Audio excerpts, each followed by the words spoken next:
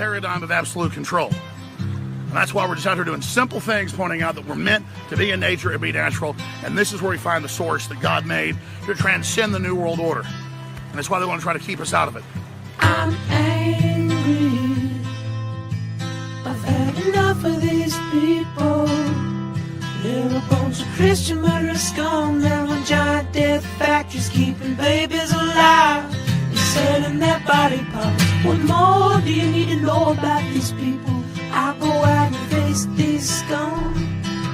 They literally crawl out from under rocks. They have green looking skin and they run around screaming, we love Satan, we wanna eat babies.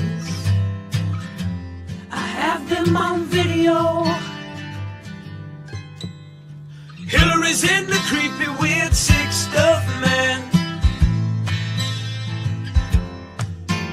She sleeps in the same room with that creepy weird woman whose mother wears a hood over her head. What the hell? That woman number one is ugly. Imagine how bad she smells, man. I'm told her and Obama just stink. Obama and Hillary both smell like sulfur.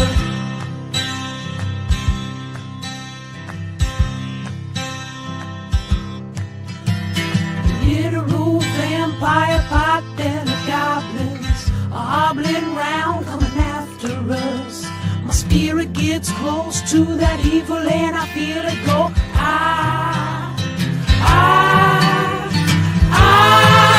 We're such self-centered crap. We don't even notice hell itself rising up against us. Millions of pointed people of the very worst type, and I'm so pissed. We're gonna stab your daughter at the mall. We're gonna stab your wife, your son. We're gonna stab you with a butcher knife, and then the police chief is gonna say, we love our Somalis, we love our Muslims. Oh, they're so good, oh, they're so sweet.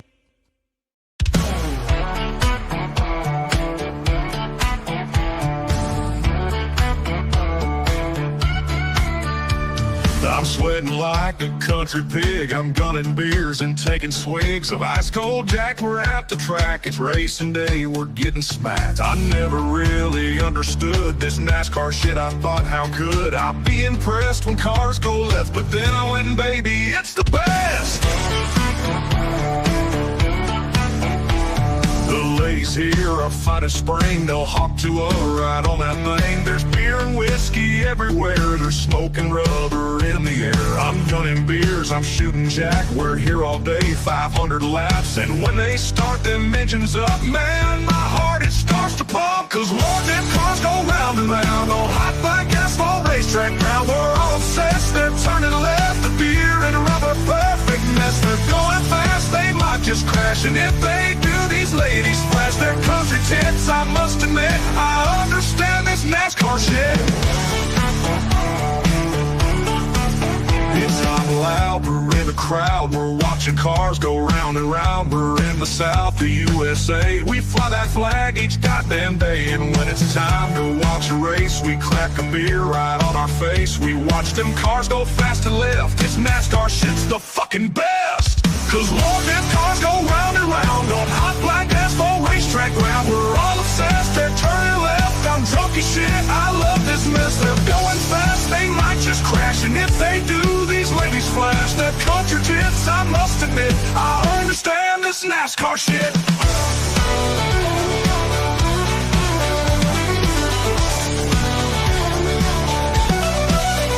Oh, Lord, them cars go round and round on hot black asphalt racetrack ground. We're all obsessed, they're turning left. A dirty summer country mess. They're going fast, they might just crash. And if they do, these ladies flash their country tits. I must admit, I understand this NASCAR shit.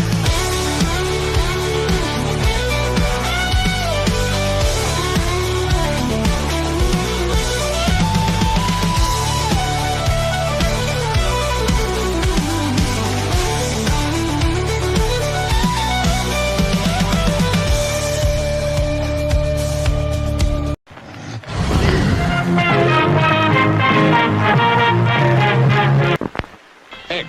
Persons under 18 will not be admitted. In a world where a checkered flag is just the start, meet Ryan Wheeler, the would-be champ who seems to have run his last lap. But when a mysterious figure offers Ryan a dark bargain, promising the throne of speed, he strikes a deal with the devil that will make him ride and die. From ball-busting YouTube sensation and Arca Menard's NASCAR breakout racer Cody Dennison comes his first kick-ass comic creation. This won't be your average ride. It's a tale drenched in bone-chilling horror, soaked in violence, and wrapped around the curves of both the track and the sexiest women that'll make you forget the road ahead. Experience the race of a lifetime, or the damnation of your very soul. Will Ryan outrun his demons, or will he burn in the fiery pits of hell? Don't miss out. Get Cody across the finish line. Back Ride and Die on Indiegogo.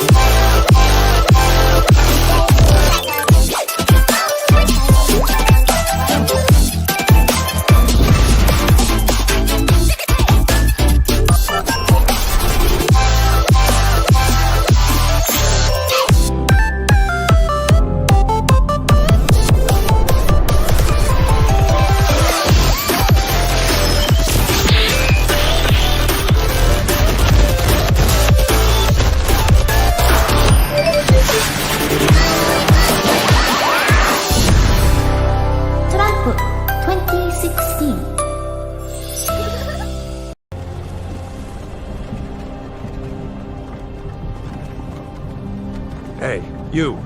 You're finally woke.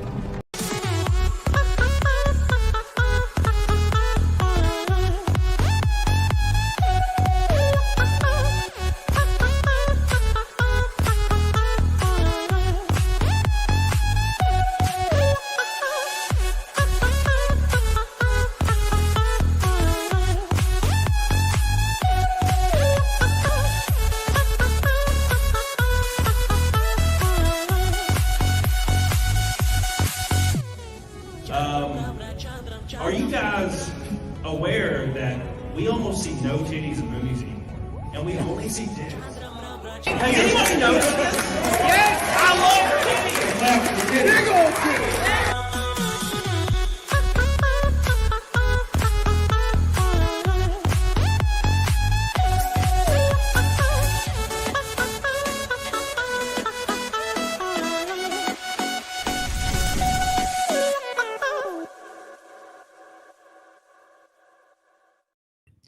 So, welcome everyone to the show, the Random Friday show. We're 25 likes from a big fat 100. Hot diggity damn. We got more people watching on Twitter as per usual, so give them some love. Appreciate you guys over there. I love you. I have a big reveal. I have a big reveal for the people here today. So we're going to watch this big reveal, and you're going to react to the big reveal, and I hope you enjoy the big reveal. Today we're talking about the recent plane crash in Philadelphia. The footage is absolutely undamn believable. Kind of have never seen anything like this, to be fair. But that being said, we're going to redo the big reveal right now, and for people that maybe have kept up with me, I said I was waiting patiently to get headshots. Those headshots have been done. Here is the big reveal. 3, 2, 1. Welcome back. Welcome back. classic, not 51-year-old looking Camelot anymore. I hope you guys are happy. It had to happen, boys. It had to happen. It was killing me. It was killing me inside, boys. You guys don't understand. Now you just look like you. Oopsie daisy. But I appreciate it. I had to do it, man. I had to do it. It was just getting too much. I can't stand it. What's up, Fire Goddess? So at any rate, it's all good. But we are going. What's up, Kylie Jose? We're going to cover this plane crash. I'm going to pull it up here in 2 seconds. But before we do that, big shout out to Billy Hatcher. Where's he at? Oh, I'm not on StreamYard. Where's StreamYard at? Big shout out to Billy Hatcher. Sad Lad said, all about time. You massive fig. Thank you, Sad Lad. I appreciate you. And Billy Hatcher with a $100 super chat. Thank you so much, my friend. I really, really, really appreciate that. I took some time off, so that really helps out. It's been killing me, but I've been traveling so much. I just can't. I've been sleeping for like 15 hours a day. I find it wild how this happens a week after Trump becomes president. I also saw tweets about the remote-controlled helicopters from Lockheed Martin. Yes, we'll pull that up as well. Thank you, Billy. I love you. And as a new feature for this channel, okay, every single time a red boy is dropped, okay, every single time a red boy is dropped, I am going to be, it doesn't even say I'm live on YouTube. Isn't that cool? I'm going to be gifting. Of course, it won't be saying I'm live. This is how this works. I'm going to be gifting 5 memberships every single time we get a red boy. So here you go, boys. This one's for you guys. Get on it, doggone it. Straight to the bank. Thank you, guys. 5 gifted memberships in the chat. All right, let's continue. All right, so let's go hard. Thank you, Billy. I appreciate you. Gifted memberships every single time we get a red boy from now on. Get on it, doggone it. Hell yeah. All right. Everybody thank Billy for his sacrifice. Thank you. All right. So let's pull it up. It is live currently. And I'm going to intersperse all different kinds of footage that was taken today. But we're gonna jump on this first and foremost because it apparently happened in a straight up residential neighborhood. Just straight up in a residential neighborhood, man. It's absolutely insane. Check this out. We're just gonna pull it up right now on Fox. What is this? Fox. Oop, don't show these tips again. Fox 3029 is what we're on right here. Check this garbage out, man. This is a straight up residential area. Looks like it's burned up. Yeah. And Wodenshot came into the chat earlier and was like, bro, this happens all the time. And I'm like, I don't think it does. I don't think planes hitting residential areas happens this often. Because I feel like they talk about it more. Especially now, it may be amplified by the fact that you see the car that's burnt up. 2 or 3 days ago, shit went crazy, right? I don't know what that is. Shit went crazy, but you guys can hear it right here. You guys tell what that is? There was a video I can't even show. There was people on fire just walking around like aimlessly, like it was the beaches of Normandy. We can't show that obviously on YouTube, but that is insane. That's insane. So thank you, Billy. I appreciate you. Every red boy gets five memberships from now on. Sad Lad says no red boys for me, but I'll show you some love now that I'm making money again. Wish you would have kept the stash. So only pennies. Wow, that's fucked up, man. Thank you, Sad Lad. I appreciate you. Thank you, man. Hey, Presley. My God, dude, what's up? Presley says the reading on Flight Radar 24 shows that its final altitude speed was 4,500 feet per minute. Damn, son. Woo! That's rough, man. That's crazy, dude. That's fast. That's real fast. Well, I'll pull up the video here in a second. You can see it. It looks straight up like a rocket. Like a rocket, man. Thank you, President. A lot of information about the number of people hurt. We've already heard conflicting. Here, I'll pull it up since we have it. I have everything bookmarked on X. You can see as many as 6, as few as 2. Exactly, and there's God, that's wild. For a police spokesperson. Absolutely. Briefing on what they know. Oh, there's a plane flying over my house right now. Isn't that nice? That's going to happen any minute now, and so hopefully we can clear up some of the numbers and get some solid information for you. But again, looking back here, this is Cotman and Leonard Street, our photographer Mark Lavala with this shot here, and he's, showing us this burned out car. You can see, smoke still coming from. Like, look how fast this is going. I'm gonna pull this up real quick. Look how fast this is going.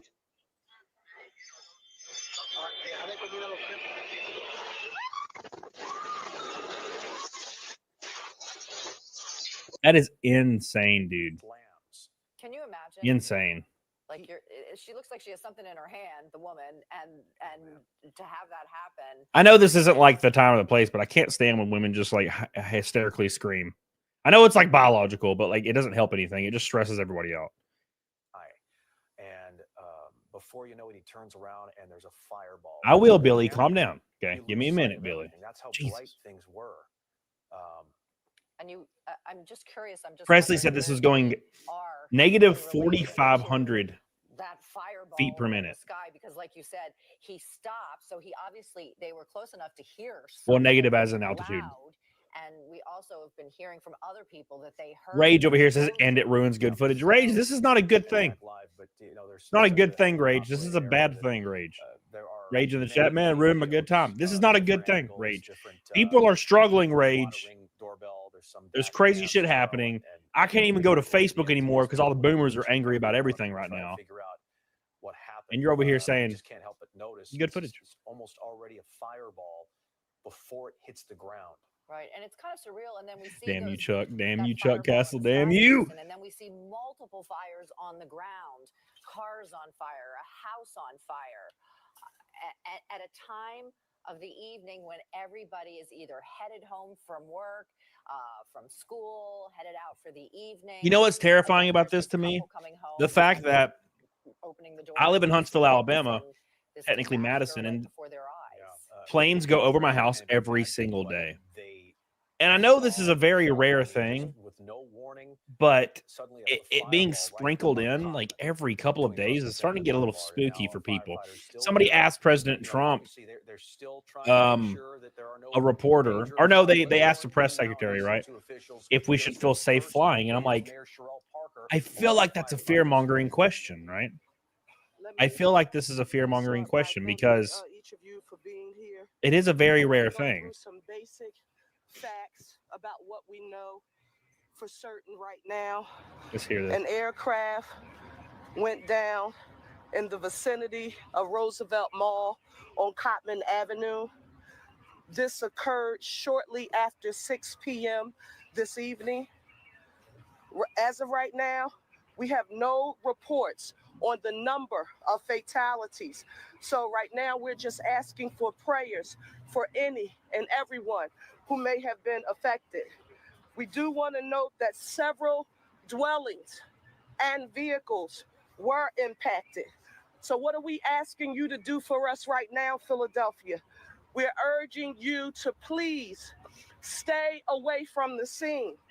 If you see debris, call 911. Don't touch anything. This is still an active scene under investigation. I'm proud to note that all of our federal and state partners, they are either en route here or on the ground with us right now. We did see some neighbors who live in the surrounding community. Just stay in your home. Again, it's still an active scene and it's under investigation. This is only the first of many briefings, I'm sure, to come on this evening. And of course, when daylight comes, when we have more facts and information to share with you. But I do want to say a special thank you right now, again, to all of our federal and state partners and our amazing first responders right here in the city of Philadelphia. Our fire, our EMS, our police department, they have been here working vigorously. Yeah, I saw the Man on Fire video. Obviously can't show that. This perimeter and the surrounding area blocked off to ensure that we make public safety and health our number one priority. So we don't have any further information to share at this time. I've spoken to our Governor Josh Shapiro. He is en route. I've spoken to our U.S. Senator John Fetterman, other federal officials, and everyone All hands on deck. That's where we are right now. Thank you so very much, and we'll have more information to report in the near future. All right. So that's a good response. But there's all kinds of theories now. It's like, what do you think's going on here? Okay. So is this planned? And I know a lot of people are mentioning the DEI thing. And I got to be honest. I got to be honest, man. Don't touch anything, and if you see any debris, maybe that's true. Maybe it's not true. That's really was the gist. But I don't think that helps, right? And here's why I say that is because people are trying really hard to politicize this. And I get it. But I don't, and people are like, oh, well, it's okay when you politicize it in one direction. I don't think it should be politicized in any direction, left or right. Because quite literally, when that plane in the Black Hawk deal happened the other day, there was people on the left blaming Trump for, the FFA regulations and all this bullshit. Quite literally 10 minutes after it. And I'm like, why are you politicizing this? And then, of course, the next day, it's all about DEI. And I'm like, man, let's just not politicize this today. Let's let the tragedy settle out and then investigate it and look at it from an unbiased perspective, other than trying to, blame it on something that we can, benefit from later, right? Brett Axe says you got to admit the IQ of those countries has dropped. Increased accents makes sense. Sure. Yeah, man. No, I understand the negative aspects of non-merit based hiring. I get it. And I think we all do, right? But the fire is still there. It's still on fire, and we're trying to politicize it immediately. Could DEI be a reason for stuff like this? Sure. Is it appropriate while people are burning to in our comfy homes with the heat on and the the ceiling fan and your fat kitty is in your lap purring? Is it really appropriate for us to place blame on something immediately? I don't know, man. That's why when I saw Trump immediately going to DEI, I was like, oh, come on, can we not do this, man? I get it, but can we not do this right now? Make sure you guys like the stream, by the way, you bitches. Karis says the billions being spent on upgrades and security for several airports around the country, and no one thought about the possibility that things would fail from within. No one thought, Karis. No one thought. And it's crazy to me because a lot of people are placing the blame on air traffic control. And that's almost like I watched a dramatized movie about this one time. I think it had something to do with Arnold Schwarzenegger was in it. And this guy was hyper stressed out, and he was an air traffic control guy. And he made a mistake, and it fucking ruined everything. That's what the whole movie's about, and it made it seem like it was such a rare occurrence. Thank you, Karis, by the way. Every $100 super chat gets 5 gifted memberships, by the way. Everybody in chat will be sprinkled with gifted memberships. Every $100 super chat. Billy has triggered it once. Thank you, Billy. I appreciate you. I'm trying to give back, okay?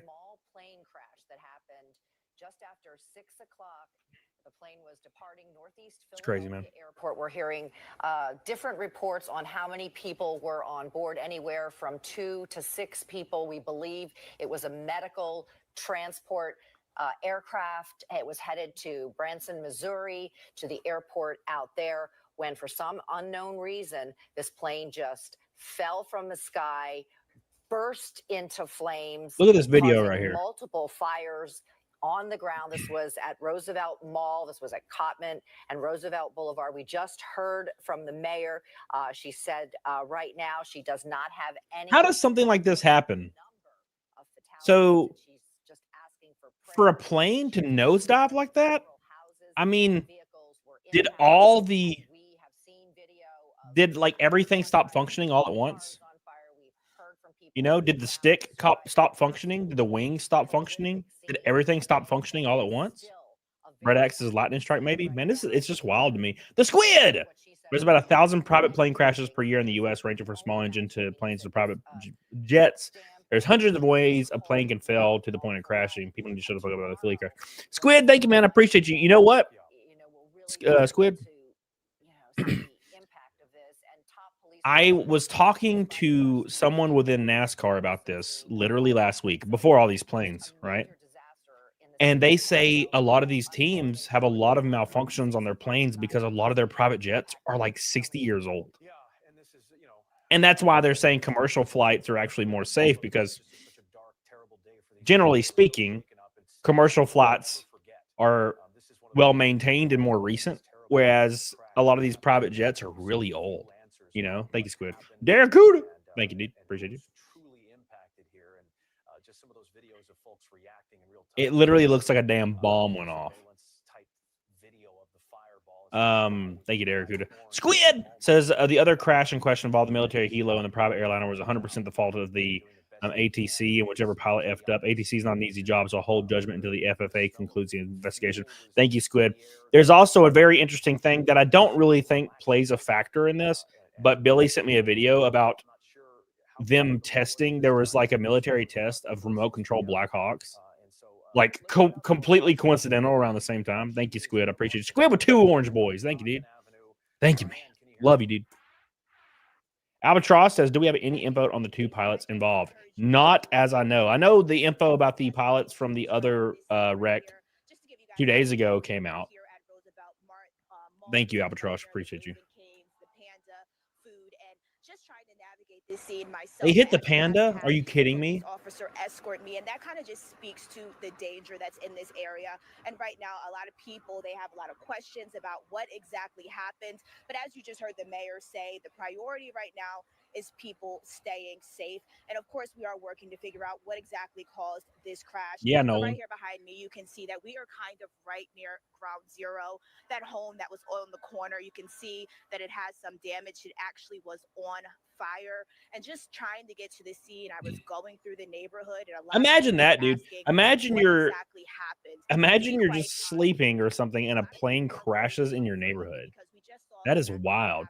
And think about it for a moment. When you're a pilot or something like that, if you have a situation where you have to crash land, you're not going to pick a residential area. It's almost as if the pilot's blacked out or something. It's crazy. Matt himself, where the hell you been, son? Just some Breaking Bad shit. Just finished watching season 2. I'm gonna check on the Donald Margulis and his doctor. Oh my gosh. Thank you, Matthew. Appreciate you. Love you, dude. Thank you for your orange boy. I appreciate that, man.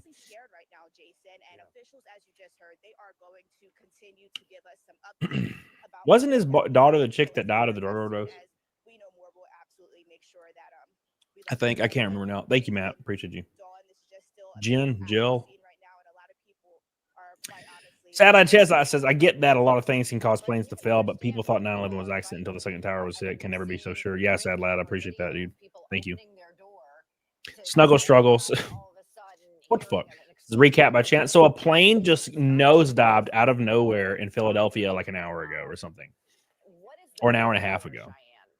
And it just nosedived straight to the ground in this residential area and apparently hit the Panda Express.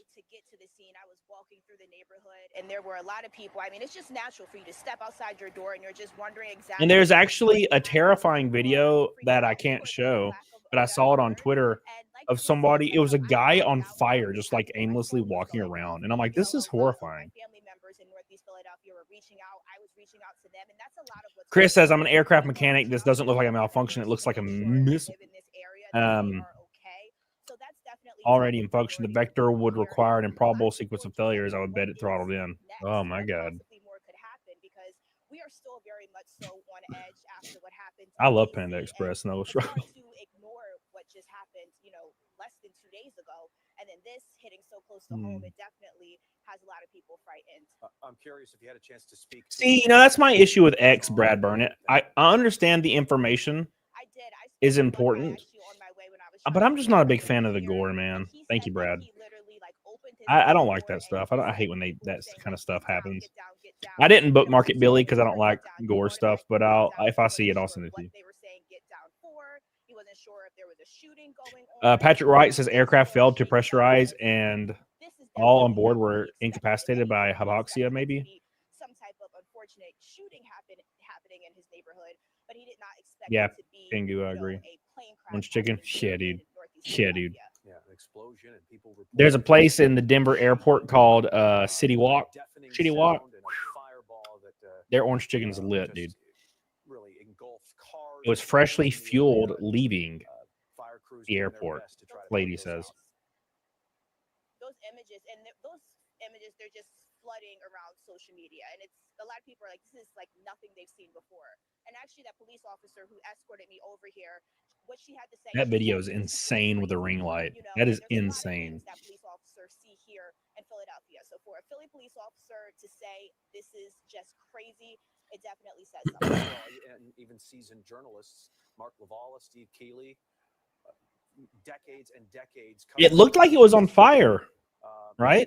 When it comes down in the ring light, it looks like it's on fire. Dumbfounded by what has just happened in Northeast Philly tonight. See Diamonds and Henna, though, there's this Discord on our discourse on X right now where people are not allowed to call it a missile, apparently.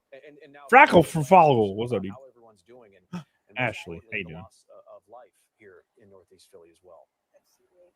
Right, and definitely the loss of life that possibly, you know, could be coming. You know, we talked about the home there. We know that there was a lot of homes, like homes. The loss of life that possibly could be coming. Yeah, there's probably some loss of life, lady.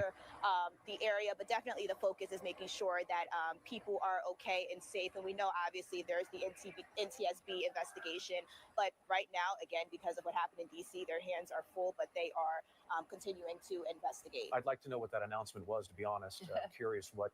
I think that they were saying for people to clear the area, so you can see that if you want to just show Mark, you can see that officers are coming over because people want to see what's happening. So officers are just making sure that people are, you know, avoiding the area, the shopping center. The conspiracy theorist part of me, with them clearing everybody from the area, and I mean like a large portion of the area, not even a place where anything is like, what are they trying to cover up now? You know what I'm saying? It's like, oh, we're clearing people from 100 yards from the incident. What's going on, right? It's like we want you to be safe. I'm like, how is this unsafe for me being 100 yards within this area? Donna says the plane should have a black box, so shouldn't speculate until that comes in. Yeah, you're right. Thank you.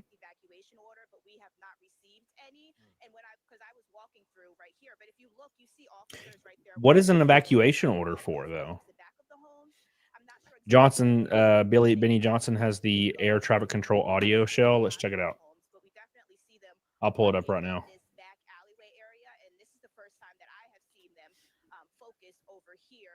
Let's check out what Benny got.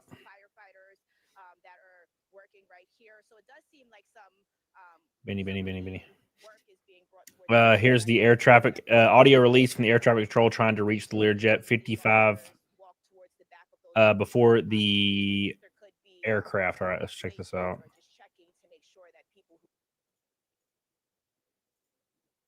That's not the damn right thing. I'd literally okay right here. Med service 056 on departure. Turn right heading 290. Runway 24 clear for takeoff. Wind 25010. Medevac Med service 056 affirmative. On departure. Turn right heading 290. Runway 24 clear for takeoff. Medevac Med service 056 contact Philly departure 123.8. 123.8 Mike Tango Sierra 056 Medevac. Thank you. Good day. Medevac Med service 056 Northeast Tower. Contact Philly 123.8. Medevac Med service Northeast Tower. Medevac Med service 056 Northeast Tower. You on frequency? Medevac Med Tango Sierra 056 Northeast Tower. How do you hear this transmission? Medevac Med service 056. Yeah, so then the Medevac's not responding anymore at this point, yeah? Northeast Tower.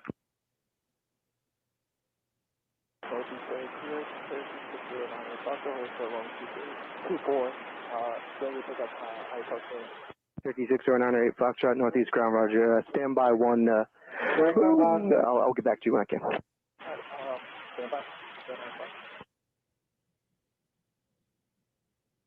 Approach to runway 24. What's going on down there? Condition 765. We have a lost aircraft. We're not exactly sure what happened, so we're trying to figure it out. For now, the field is going to be closed, so no inbounds or outbounds probably. All right, understand. Thank you. 609 Foxtrot. I'm sure you copied that, but for right now, we're gonna call the field closed. We'll try to get you out here when we can. If we can't, we'll have to take you over to Atlantic. But stand by for now. All right, Roger. We'll stand by. That's wild. They just completely stopped responding. Just completely stopped responding. That's insane, dude. Absolutely insane.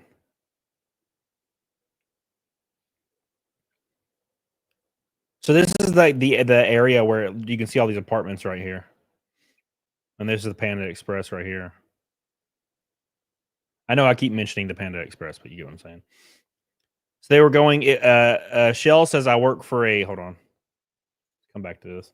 Shell says I work for a children's hospital in Texas. We have a teddy bear transport with planes and helicopters to move patients to other hospitals around the country. So it was a medevac for a child patient. And someone said they were going to Mexico. Squid says many things can cause an airplane to nosedive. Anything from stalling to improper weight distribution to mechanical failures. Plenty of nosedives right after takeoff was caused by pilot error causing a stall. You know, this is kind of unrelated, but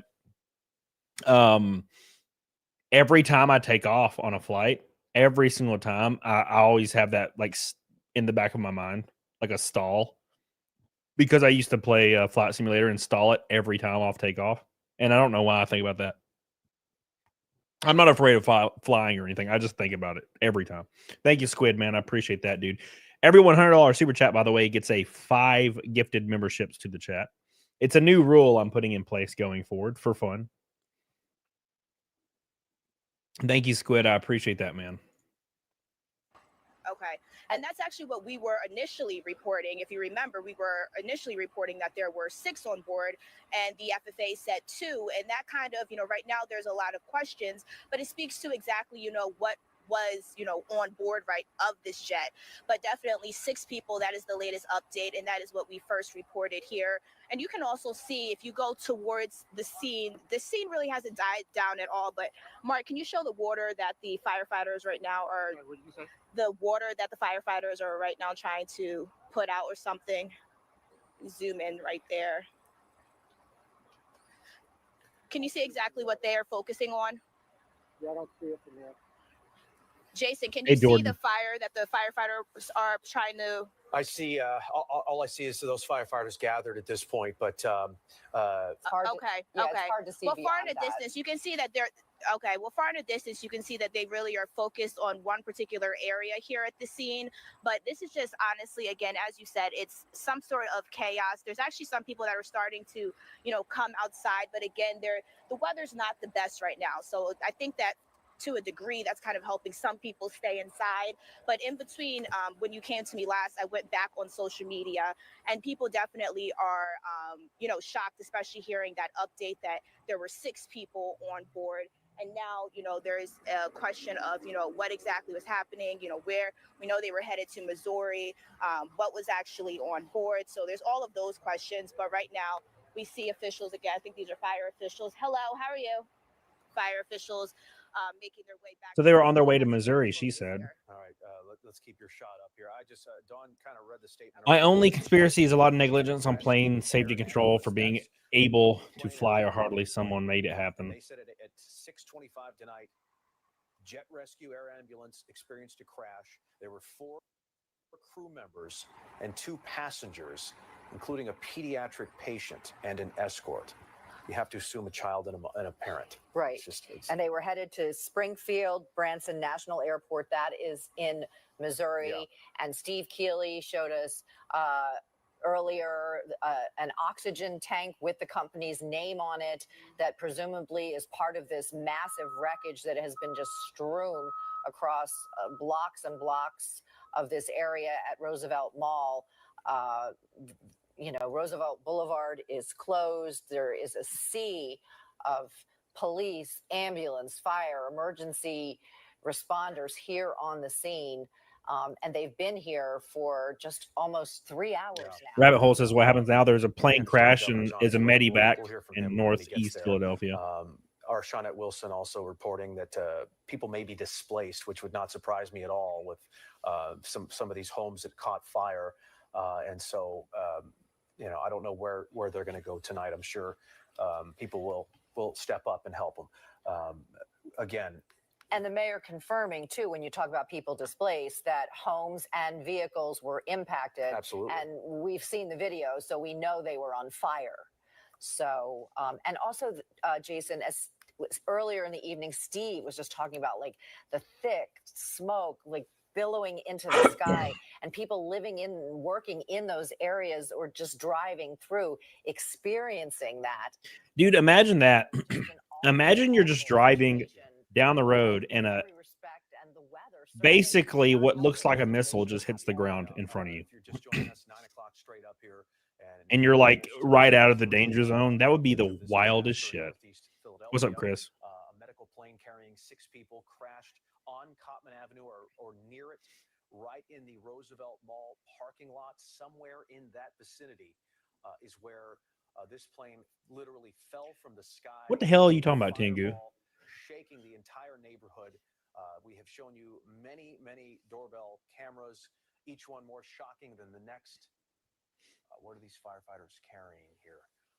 Yeah, George, it does. I mean, that's what it looks like. But also, if the aircraft's on fire, then that would obviously look like that. Right, it looks like equipment there that they're carrying, and it's been a long night for these. Sad Lad says LA burned to the ground, planes crashing in major cities could all be a coincidence, but I can't help but be a little suspicious. That's kind of what it looks like, right? Probably nothing, but it just a lot of things are lining up all at once, and it's kind of spooky. Beyond those firefighters are power, possibly PICO or another utility workers, making sure that the gas lines are off or and addressed. That was a big issue earlier. It literally struck so hard it rattled the underground gas lines. And yeah, it says today at approximately 1925, a jet rescue air ambulance experienced a crash. After the takeoff from Philadelphia, there were 4 crew members, 1 passenger, a pediatric patient on board. No other information available. We cannot confirm any survivors. I mean, that's pretty obvious.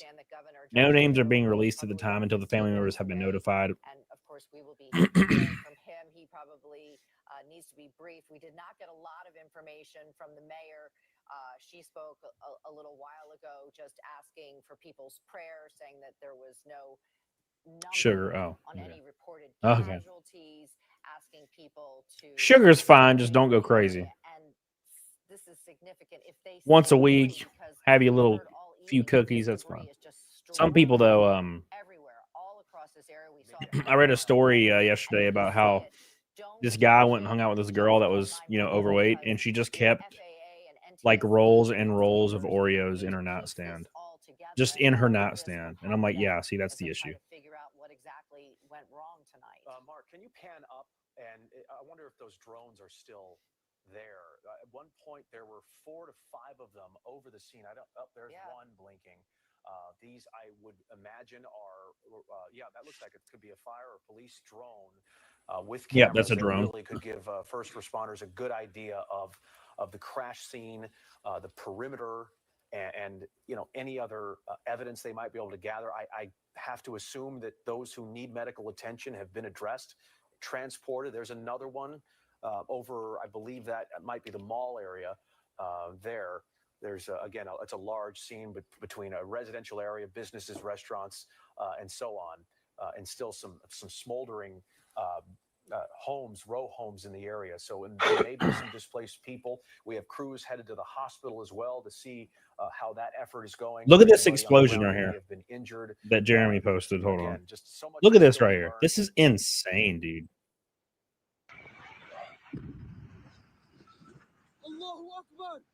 God dang it, Jeremy. God dang it. Damn you, Jeremy. Damn you, Jeremy. You got me again. You got me again. At the scene. Damn you, Jeremy. Have you learned anything new? They just had to put that in there, didn't they? Oreos aren't worth the bite they require. Figure out more information, but right now the scene, it honestly has remained the same. As you just said, Jason, I mean, we're What's up, now Jenny? in hour 3, Guyton. and this scene, it hasn't calmed down. 2025 has been chaos. It has. It really has. And fire presence since we got Just here think how on the scene. complex That planes and being said, choppers there are, and then definitely thank is God they still, don't crash you know, far a more lot often than they do. going on Yep, behind I me. agree. You can just see based Hey, on the Jenny, how you amount of doing? flashing No, it's lights part that of the are out video. here. Damn it, Woden Since I've shot. been out here, I've Of also course been it trying is. to, you know, Of course check it social is. media. As you heard, my coworker Shawnette, she's checking on those who are displaced because obviously, you know, it's so close We to need a home yellow here boy in for Rainbow Northeast Night. A yellow Philadelphia boy? that No, we need a there pink are boy, you people silly willy. displaced. We at least know that that home at the corner, those people, there's no way that Body they're parts still everywhere. inside of Twitter is their brutal. home. I don't even want to And look at that. actually, since you came to me, I haven't seen too many people in these homes right here come outside or even poke their heads outside. Congratulations, So bearded we don't know atheist. if That's possibly those freaking officers sweet, were dude. telling people to, you know, stay inside or possibly leave. Yeah, But Diggity. I do Another know one. It's been 2 personally who days. live in this 2 days, area, man. and just out of caution, which is probably a good idea, they are just evacuating the area. So although we haven't heard any official evacuation orders, a lot of people are just getting out of this Oh my area. gosh, dude, look at this. Mayor Sherelle Parker was focused on. Look at this.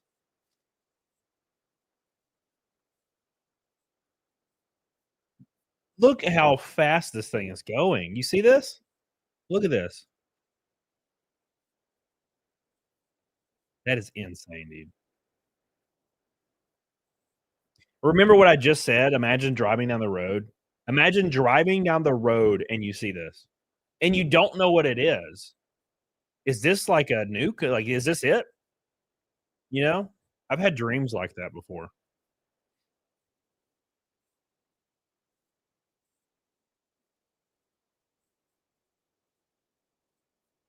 That's crazy, dude.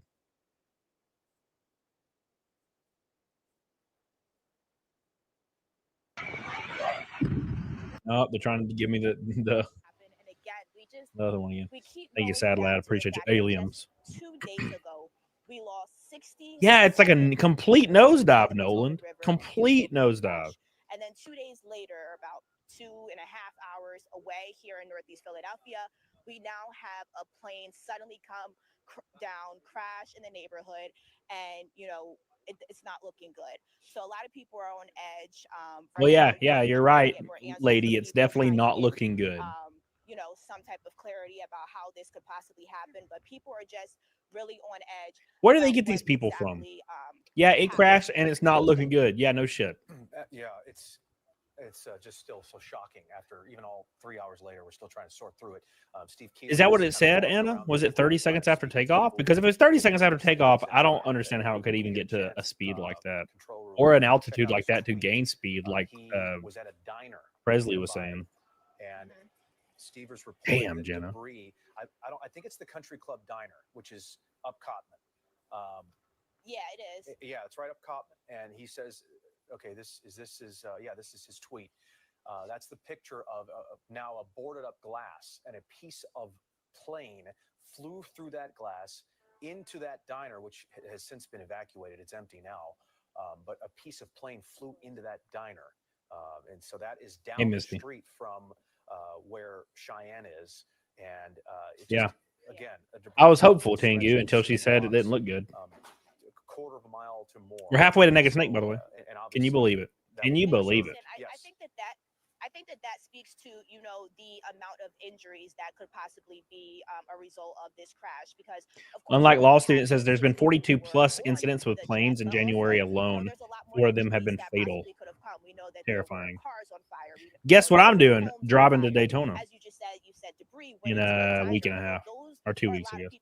Possibly injured. Yeah. So that's why we also have a crew going to the hospital, because we are expecting that Oof. there are going to be. God, I don't even want to think about that Woden shot. It's terrifying. That, you know, also were injured as a result of this crash too. So that's something that we also are trying to pay attention to. Don Juan says walking is now the safest form of travel. Yeah, what happens when the plane comes out of the sky while you're walking? What's going on over here? It looks like police may just be making sure that this car over here does not cross these barriers, the red and yellow tape here.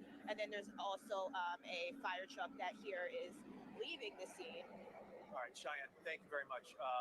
Steve, I don't know if you can hear Steve Keeley or on the other side of the street. I just saw we just showed your tweet at that diner. Jason, that's the story I was telling you. And Dawn, I got off the air with you. I went in there. The police let me through the line. The manager let me in, and he showed me on his phone this piece. And as I said in the tweet, that piece Cars are didn't just go dangerous as through the well. window and So here's land the on way the I look at table. this It kind went of thing, through the because diner, people say that a lot, went right? out 3 booths, They're like, crossed oh, the well, bar, and then hit a diner cars are more are actually statistically more dangerous. Well, here's the issue: if I wreck going 40, you're usually going to be all right. If you have an issue in a plane, it's over, right? It's like it's a little bit more scary when you wreck a car. You're like, oh shit, hold on. When you start wrecking a plane, you don't go, oh shit, hold on. You go, well, you know what I'm saying? It's terrifying. smoke going up over the AutoZone store, which is at the corner of Cotman and the Boulevard. And that smoke is about 3 or 4 blocks deep. And the reason the mayor was staying away from saying numbers is because you saw them. They fluctuated. The officials here on scene, as I reported way back when, were told 6 people on that plane, and then the plane people confirmed that. Oh my God, the mayor also is knowing. Did you see that the sign? scene there, and Did you see the sign? everybody else out here confirmed that. Look at that sign. Wow. There's something about that that's just fucked. I don't know. But the mayor also is knowing about SUVs and trucks that were completely on fire, completely gutted out. And that was almost initially afterward. And I had said, I had come from the 5 o'clock Yeah, hour true, in Mr. Southeast. James Maybe it was Bloggington. a half a mile from here. I was in that traffic, and it was stop and go traffic.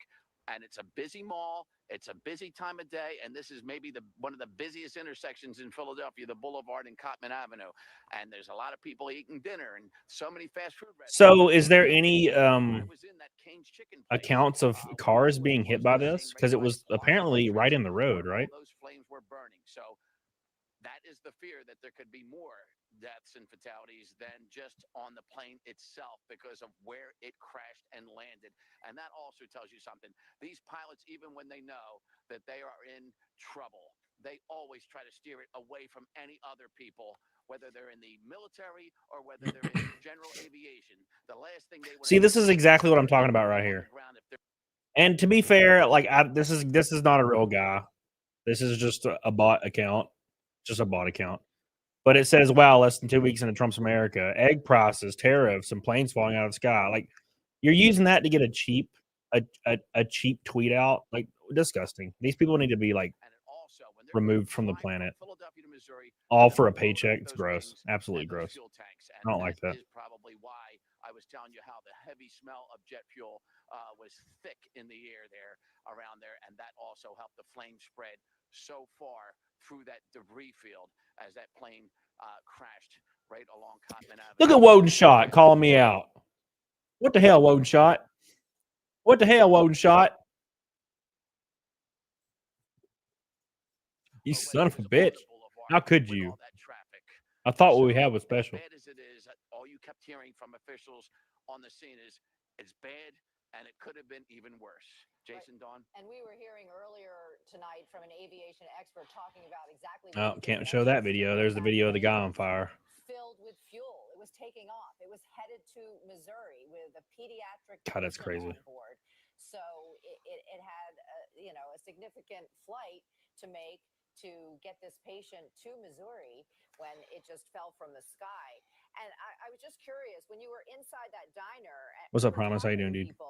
Was the diner packed with customers as well when this piece of wreckage just went flying through the window? Yeah, that diner, it's a busy diner, and it's open 24/7. It's open even on Christmas, but at dinner time, it is crowded. And then it was getting evacuated because people were being told to get out. Plus, everybody in the diner Play the air control tower audio. I'll play it again. We played it a minute ago, and then got but I'll told play it again. to get away, and then got told to move their cars away because there's debris in the McDonald's parking lot and the diner parking lot. And they didn't need to be told there was debris down there. Trump just tweeted about it, or on, I guess, True Social, I think it's called. I don't know. It says, so sad to see the plane go down in Philadelphia. More innocent souls lost. Our people are totally getting engaged. First responders are already being given credit for doing a great job. More to follow. Not politicizing.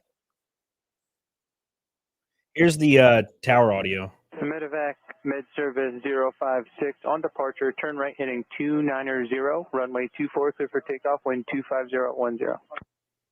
Medevac Med Service 056 affirmative. On departure, turn right heading 290, runway 24, clear for takeoff. Medevac Med Service 056, contact Philly departure 123.8. 123.8, Mike Tango Sierra 056 Medevac. Thank you, good day. Medevac Med Service 056, Northeast Tower, contact Philly 123.8. Medevac Med Service Northeast Tower. Medevac Med Service 056, Northeast Tower, you on frequency? Medevac Mike Tango Sierra 056, Northeast Tower. How do you hear this transmission? Medevac Med Service 056, Northeast Tower. And that's when they stopped responding.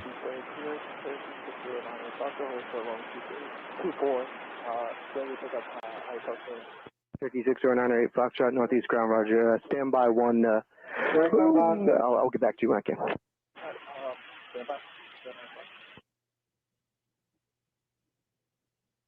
Approach to runway 24, what's going on down there? Position 755. We have a lost aircraft. We're not exactly sure what happened, so we're trying to figure it out. For now, the field is going to be closed, so no inbounds or outbounds probably. All right, understand, thank you. 36098 Foxtrot, I'm sure you copied that, but for right now, we're gonna call the field closed. We'll try to get you out here when we can. If we can't, we'll have to take you over to Atlantic, but stand by for now. That's wild. That's the actual audio from the recording from the air traffic control. We had heard at the time when this happened that multiple. Thank you, Rabbit in the Hole. Appreciate that. Were reportedly engulfed after this plane crashed, and I know we showed you one that was already. It's raining in the area, but no severe weather. Yeah, it's either there was some kind of catastrophic failure, just catastrophic. There are several on the other side of Cotman that. You hope that people weren't home from work yet. Right. You hope that the residence was empty. We will obviously be looking into that, but we don't know yet. But great that the Red Cross is there to help some of these folks who, if they don't have power, they don't have heat, it's a cold night. Right, it's a terrible night to be out of your home and be dealing with a disaster of this magnitude. And if your home has caught fire or your car has caught Brandon, fire, you have no way to get out. You can see when it comes down that it's on fire. People, and I think we have a crew headed that way to talk to maybe some of the people who've been displaced. We also have a crew headed to the hospital.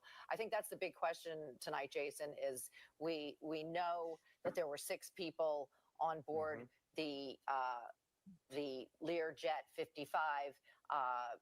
That's been confirmed by the company and by top Philadelphia brass. What we don't know is the impact on. It's almost, I mean, have no idea. I wouldn't say it's the same kind of weird. But the other day when that Black Hawk helicopter just completely flew directly into a plane that was landing, that American Airlines flight, that's wild. That's already wild, right? And, an army of first responders, police, fire, been on the scene for well over You said hours, and will probably 57 seconds in. into the morning hours. Mayor Sherelle Parker saying all hands on deck.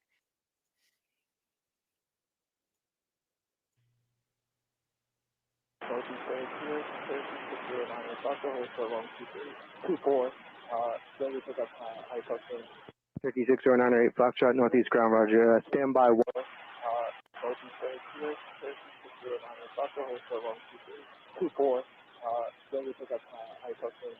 36098 Foxtrot. I can't make out what they're saying right there. Could not see this coming. And some of these doorbell cameras just show how fast it happened. Right, so you have no warning. You have we saw the people opening their door and seeing a ball of fire in the sky.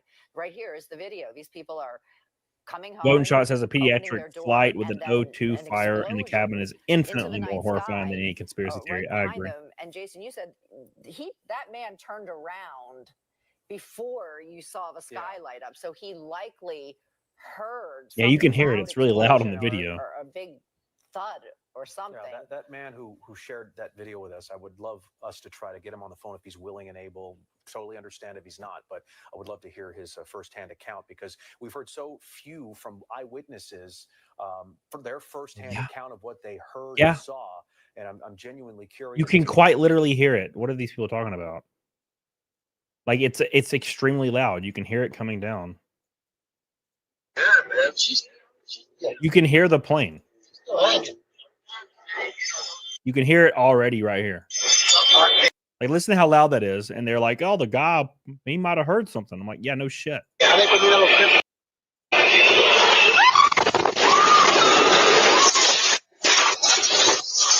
Yeah, of course it was. They heard it. What? What are they talking about? Hear the worst because it's not a car on the side of the road. It's not parked. And as we mentioned, it's in the middle of rush hour on a Friday night when everybody is out. The mall where it happened is 6 miles from city center in Philly. Headed home, people maybe headed out for a bite to eat. There are a lot of restaurants in this area, so I mean, the timing could not have been worse. And one thing I thought it was interesting that Steve mentioned, and I've covered. Yeah, that's loud, man. That's plane crashes before, where the pilots do at all costs, if they know they're in trouble. I've seen plus pilots becoming disoriented during IFR conditions is not uncommon. You can't see anything. You have no sense of what is up or down. It takes nothing to overspeed and you're done. That's terrifying, dude. Absolutely terrifying. Into a ball of fire. You can only imagine that it was a dire situation, and the pilot or pilots had no warning, had no choice, were unable to do anything. The speed of impact is dumb fast. Something just feels fishy. It literally looked like a bomb strike. Say if it was at 1,000 feet, it had to be diving at 600 miles an hour. Probably faster than that. Wings or lack thereof. Mechanical instrumental issues, pilot overreaction. I mean, obviously there's a lot of speculation there, but it's just your mind wanders when you think what could cause a plane. Big shout out real quick to Billy Hatcher for dropping a ginormous red boy earlier, triggering our 5 gifted memberships. Thank you, Billy. I appreciate it. First one of the stream. 5 gifted memberships every time the red boy is spawned. I appreciate you, dude. Halfway to Naked Snake, too. Look at that. At the same time. Springfield, Missouri, flying into the Branson International Airport with a child and presumably a family member when this tragedy occurred.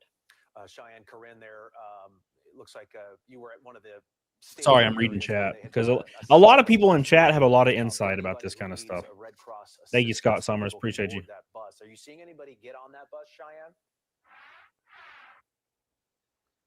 No, I haven't seen anyone get on that bus yet, Jason, but the Red Cross official that I did speak with off camera, he did say that there was one family at least that came to this area, and this is really just like a secure location to where they are trying to process people.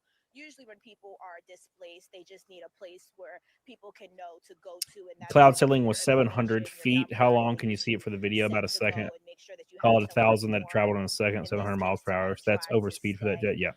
But that's definitely one of the priorities. A normal commercial flight is around what, 540, 500 miles an hour, something like that. Information, and then also just making sure that people again stay out of this area, because yeah, that's what I'm saying, Big Sal. It was so fast. That you're able to get. I actually have been trying to, hopefully speak with some people in the area, but hey Lazarus, how you doing? Officials are making sure that people who live in the community are staying away from us. So this is honestly the closest that we are able to get, and it's honestly just us out here right now. I mean, there's a lot of rain coming down, but it is just me and my photographer, Mark, out here. But we've been seeing crews, firefighters, police walk up and down. We've been seeing them continue to focus really at ground zero that you see a shooting right now. And again, the focus has been people keep trying to get closer to see what happens. You see what I mean right here? They're all doing it. All these like fake botted accounts. By the way, just to let you guys know, I muted all these accounts a long time ago. Muted them all because they're all fake bullshit accounts. But like all of them are saying the exact same thing. They're all like repeating what that other guy said. They're just trying to garner engagement to get money. I mean, this guy, like, in his prior life was involved with the most heinous kind of crimes. And now he's just a leftist engagement farmer, like all of them are. Like every single one of these accounts that are posting this nonsense, trying to politicize this tragedy, all are the exact same type of person. All of them. They all have prior like federal criminal records. Every one of them. Almost as if they're employed by a certain sector of the government to do these things. That's just my opinion. But our people are totally engaged. First responders are already being given credit for doing a great job. More to follow. God bless you all.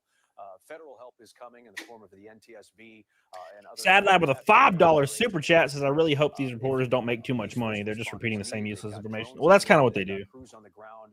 Every firefighter in the Northeast, I would imagine. Journalists haven't really been journalists in like 20 years. The power is out from this angle.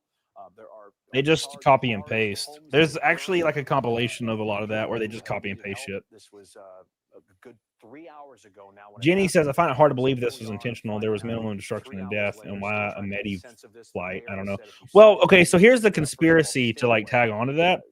If you see debris, call 911. Do not touch anything. It might have not been a Medi flight at all, right? So that's the issue is, do you really know? Does anybody really know? Like, it's being reported as a Medi flight.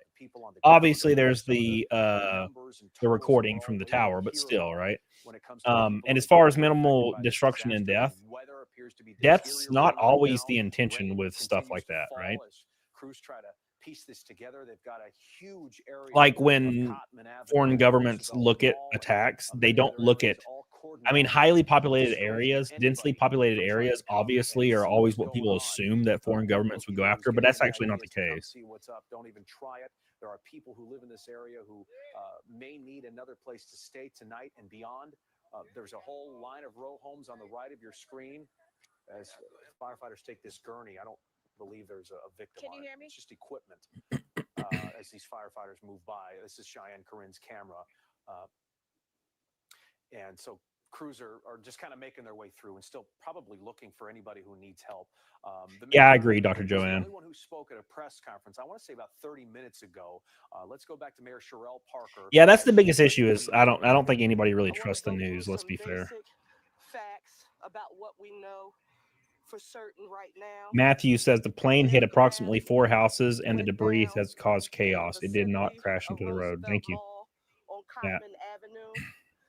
This occurred shortly after 6 p.m. this evening.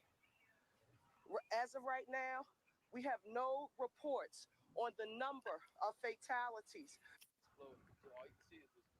Pull up a Learjet 55, Matt. Let's see. And otherwise, stay away. We're doing our jobs, and we'll update you, she says, a little bit later. And so now we wait, hopefully in the next few minutes, to hear from. This is the Learjet 55.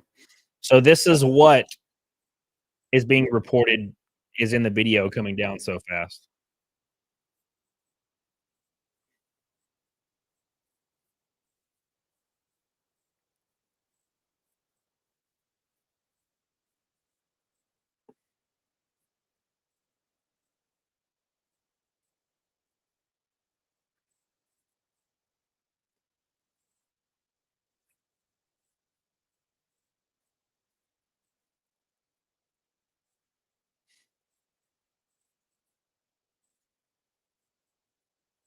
Says maximum speed's 541 miles an hour.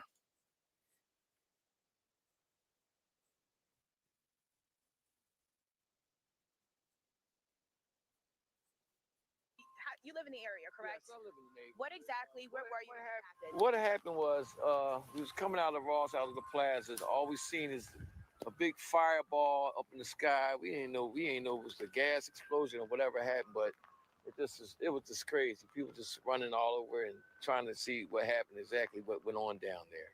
And what was your first reaction when you heard that it's a plane crash? Well, you heard a big boom, so it was like a bomb.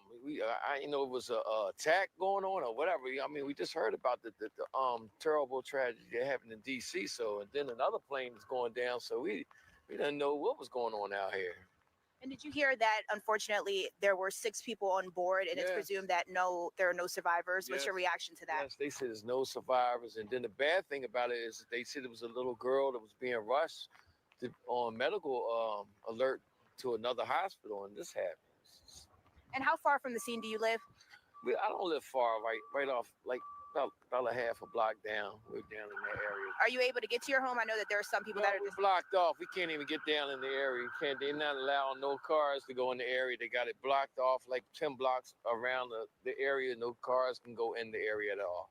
So what do you plan to do tonight? Is the rest of your family safe? Tonight, well, I DJ. I'm DJ Thorpe, so I'm working at a club on the other side, so I got to go way across and around, so I can't even go to my destination to get records and stuff to do the work.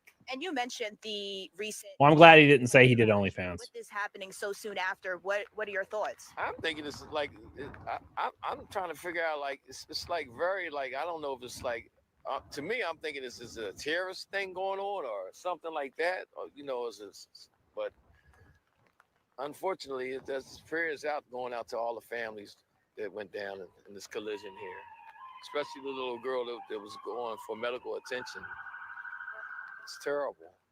Absolutely terrible. Thank you so much. All right. And this is just one resident who lives in the area, but as I said, this is Northeast Philadelphia. There's a lot of homes, a lot of row homes in the area. As you just heard him say, he doesn't even know how he is going to get to his home, which is on the other side of this scene. And I just want to also say that right now we don't know exactly what caused this crash, but this is a very, as you can see, this is a very chaotic scene. This is just the reality of one live TV. Oh, DJ Thorpe trying to get on TV, bro.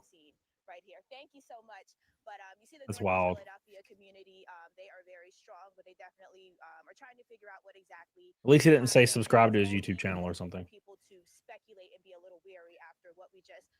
Per NBC, it was a Mexican child with her mom in the U.S. for advanced treatment. Being out in these conditions to bring us the latest information. We want to head over to Drew a little bit and talk about the weather. I mean, it looks like it's raining harder now. You have hundreds of first responders, fire, police, EMS on the scene trying to make sure people are safe, figure out what happened, what went wrong, and the weather is definitely not helping. And we will find out as well later when we learn more information if it played a role in this plane going down. Yeah, I was doing some research on just that, Dawn. So one of the things that folks look at when a plane comes down was there. Look at this right here. This is a good comparison that Grifty pulls up right here. He said this is what a plane looks like falling out of the sky.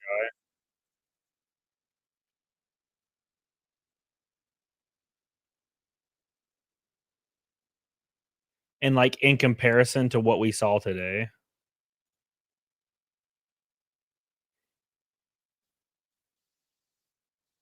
God, it looked like a comet, dude. That is insane. I'm not even showing it, am I? Yeah. Look how fast this is. It literally looks like a comet.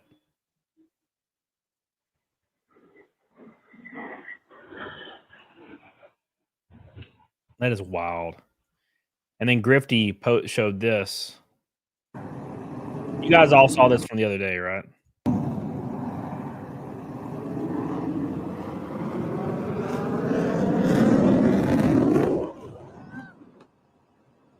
That is insane. Terry says, I'm about 5 miles north of the crash. It was a medical transport, 6 people on board. It's a neighborhood of row houses and a large outdoor mall. Crash happened at rush hour and many people at the mall.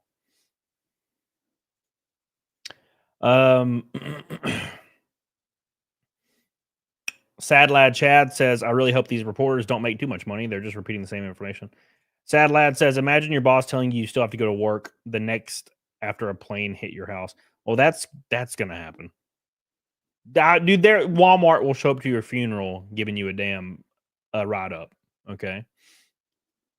Squid says, if it turns out to be structural failure, the age of the plane will be important. Corrosion is the #1 cause of structural failures. Thank you, Squid. I appreciate that. Local reporters don't make shit. No, they don't. Weather impact of They this also don't really do shit, to be what fair. may have caused this plane to fall about 30 seconds after taking off from Northeast Airport en route to Missouri, as we now know, with 6 people on board, a Lear 55 headed to Missouri with a pediatric patient, a parent and 2 pilots, as well as, of course, more crew members. So 6 total people. I'm back. Cheyenne's back. And Okay. again, ever since then, you see the result of this. Houses that are some destroyed, cars that are charred, a whole neighborhood just rocked by this, and still trying to piece together what in the world happened. And so we're still looking into that. 30 seconds after takeoff, not much. There's have been some. There you see it on the left of your screen, another video of the fireball. But there has been some maps of this plane's route from the airport straight to this area of Cottman. Yeah, the plane just takes a nosedive before the sky just turns into a fireball. Look at this is close up. I think the theory of the fire in the cabin is probably the most likely. I mean, how else could you explain it? A lot of people are posting this. Fidelity just posted. It's the recording. It's the same thing. It's a recording, but people are saying that there's at 1:06 somebody says boom or something.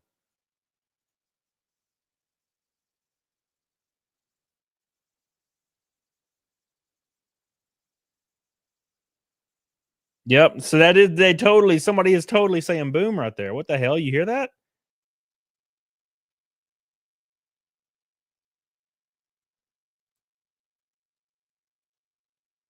Right there. You hear that?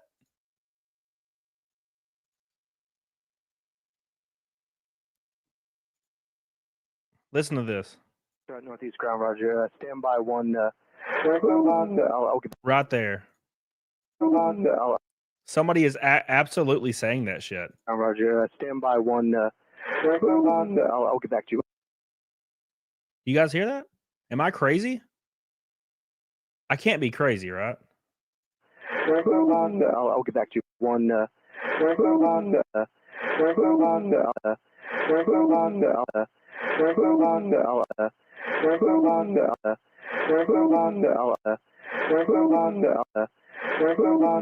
get back to you when I can. That's wild, dude.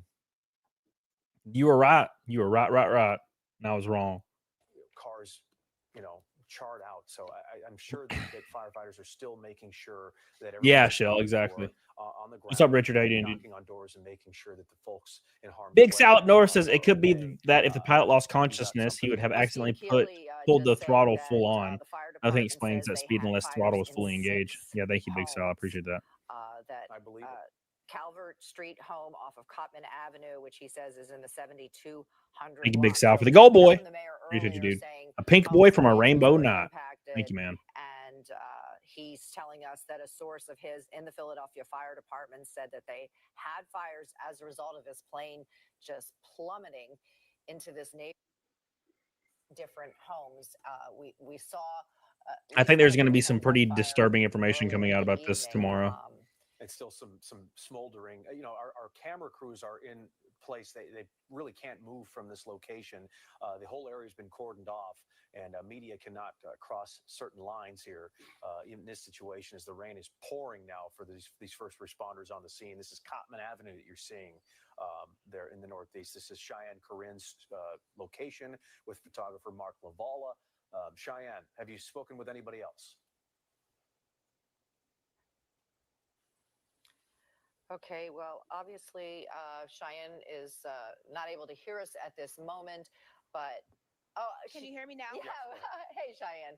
I know it's live news, right? It's very fluid. Exactly. Yes, it is. Yes, so, it's very fluid, and the bad weather doesn't help at all either. Exactly. So, have you talked to anybody else in the neighborhood? Are you hearing anything from people who may have witnessed this?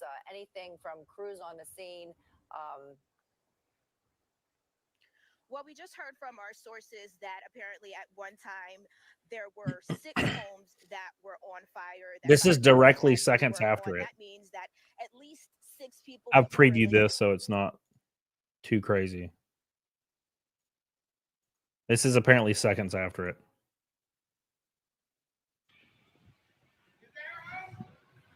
No, it came off the sky.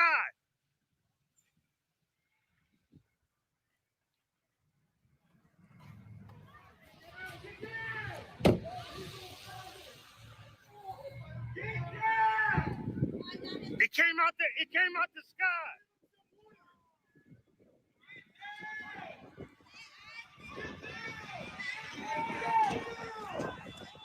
Oh my God!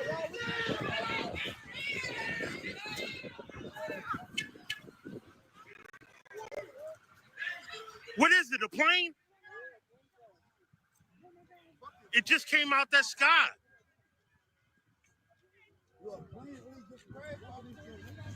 No, it's a car.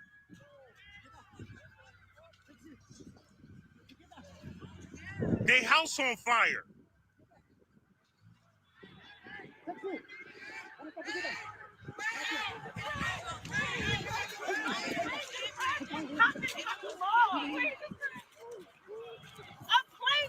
This is wild, man. Is it a plane or a car? This guy sounds like the time one of my friends hit a deer, and people just kept saying, "Was the deer okay?" And I'm like, "Okay, was it a plane or a car?" It's like, what does it matter at this point, man? That's wild. To help those who've been displaced, we are working with our city, state, and federal partners to assess any other needs that we can assist with, and we know Let them film it. Yeah, that's just modern day. People are gonna film, not help.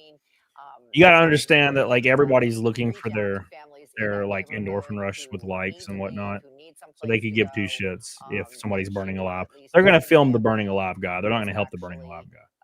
Displaced and looking to go to a safer location for the evening, because you can only imagine. As You we're think a hearing car now was that full? 6 homes, and it could be Yeah, more, yeah. did catch fire, were impacted by the debris from this plane crash, as well as burned out cars, and you can only imagine the I gave it my fear. cell phone months ago. I didn't get one until I was 18. My parents were not about that life. I had to buy one. If you were inside, we've seen the ring camera video. We've seen people who witnessed it. But if you were in your home and had no idea, or like these people, right at their doorstep, running in for cover, right, and all of a sudden this. People still help out where I am. Yeah, they do around where I am as well. What in the world was that? Right. The diner that's nearby. You got to think most people when they're in that situation, they're like, "Man, I'm going to be so famous when I tweet this." That's all they care about. This whole neighborhood trying to get some, just some reporting for us to tell us. That's all they care about. What's going on? There's a McDonald's there that had some debris, an oxygen tank from the plane, we believe, which had the same markings and same branding as the plane that crashed. That's at a McDonald's. There was an AutoZone in this area that had some smoldering plane parts near it. A Dunkin' Donuts here across the street, a Raising Cane's, all these businesses that. Matt Wallace says, "How did he know how to?" Here's a earlier look on Hold the on. left of the fire that. He's like, "How did he know how to pull this out and record immediately?" God, that's this every time with the art bars. Matt Wallace says, "How did he know to pull this out?" Independent Thinker says that angle doesn't even look like an aircraft. There was debris from an airplane, but that looked like a missile. I guess to the layman, it's going to look like that, right? So that's wild. It's crazy, man.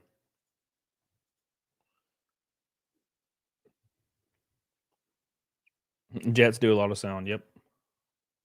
Arshana Wilson is actually live for us on the phone. She's been out trying to talk to people. And what have you been able to learn, Shawnette? Well, Don, we've been driving around. People are eager to. It's hard to say, Jenny, without being in the situation, right? But I definitely wouldn't film it. My first thought has never been to film something happening in front of me. I always think about it way later. I'm like, damn, I should have filmed this wreck. Right? You know what I'm saying? I never really think about it in the moment. But for some reason, people's first instinct is to always pull out their phone and film something. And I don't understand where that instinct comes from. Like, people were really angry at me when I got swatted. Like, trolls and whatnot. They claimed that my swatting wasn't real because I didn't film it. Because I didn't think about it until it was over because it was so wild. Right? There was like a bunch of cop cars, bunch of fire engines, like a fire and rescue vehicle. And I went out and talked to them and said, "Yeah, I get swatted. It happens." And they're like, "Oh, okay, cool." And then I didn't film it, and people were like, "Why didn't you film it? Why didn't you film it? You lied. It was fake." And I'm like, "Okay, see, I just don't think about filming stuff, like especially in stuff like when stuff like that's happening, where you don't really know. I mean, it doesn't really matter how many times you get swatted. When it happens, you don't know that's what's happening until you know, right? And then you're like, "Oh shit!" And you just my first thought's not to pull out my phone and start filming everything.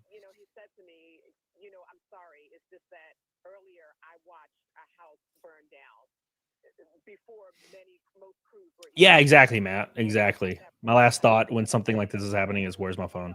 Right?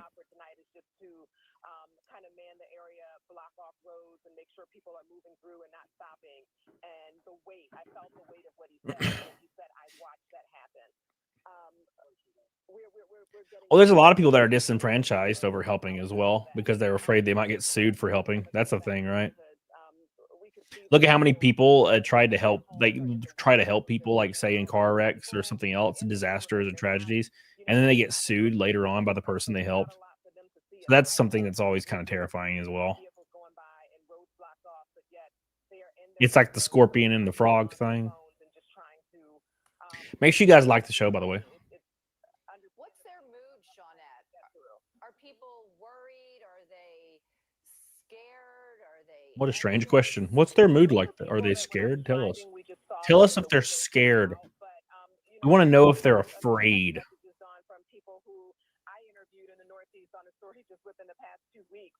I did get a day in jail for stopping a hit and run. What? How scared are you?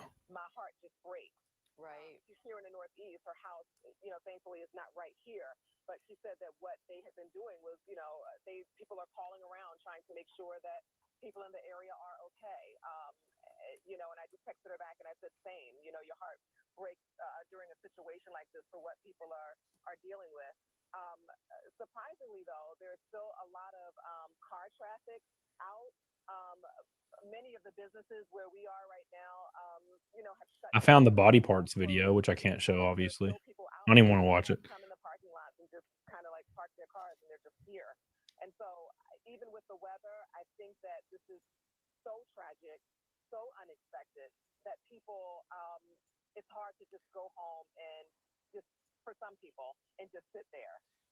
That's freaking terrifying. Right. I know you said earlier that in the course of your evening that you ran into a nurse who was just out wanting to help. And I think that's really like so Philadelphia, people wanting to do what they can when their city is in crisis.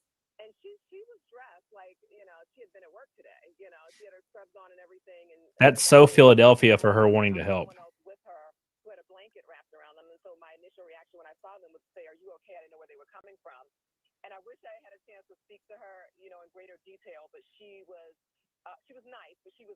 That's like crazy. Oof.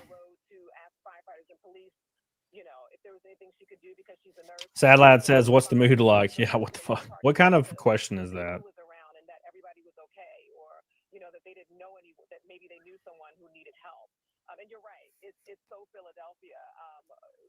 Yeah, I saw that one, Reese.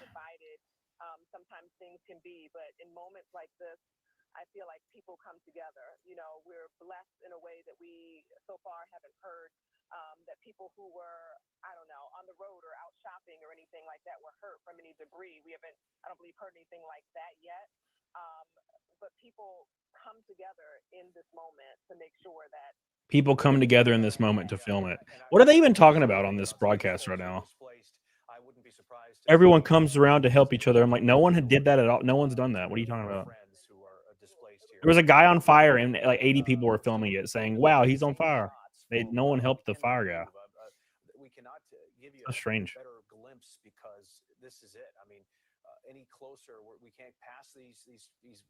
Police lines, we can't go to the other side. It's all locked down. So when Shawnette says things like a police officer watched a house burn, I fear that we haven't even begun to scratch the surface on some of the damage, some of the devastation by this crash and the fires that then ensued. Matt himself says, all jokes aside, you see a big flash, feel a shake, walk outside to see if a car hit a transformer, but your entire neighborhood has a plane wreck. Wild, yeah. So it's really hard to Thank you, Matt. Appreciate you, dude. except for ring camera video and video that viewers have provided to us. But you know, the lingering question. Yeah, I saw that Exodor. 4 hours, Jason, from when this actually happened is, you know, what is the impact on the ground? Because presumably the people who were in that Learjet 55 didn't make it. We're hearing from the company that they don't believe that there are any survivors. Obviously, that's not confirmed, and we have to wait to get official word. But the question, man, I don't watch TV or cable or news very often, but it's kind of insufferable. It's like there's not been any confirmed survivors, but you know, it's not been confirmed yet. I'm like, they were going like 1,000 miles an hour and hit the ground head on. You can chill out for a minute, okay? We know that 6 homes caught fire. We don't know the extent of it, but those people are probably It's crazy, man. So just a really sad night. It's crazy that this kind of stuff's been happening so often. And I asked her what was the feeling, and she said eerie. It is eerily quiet there.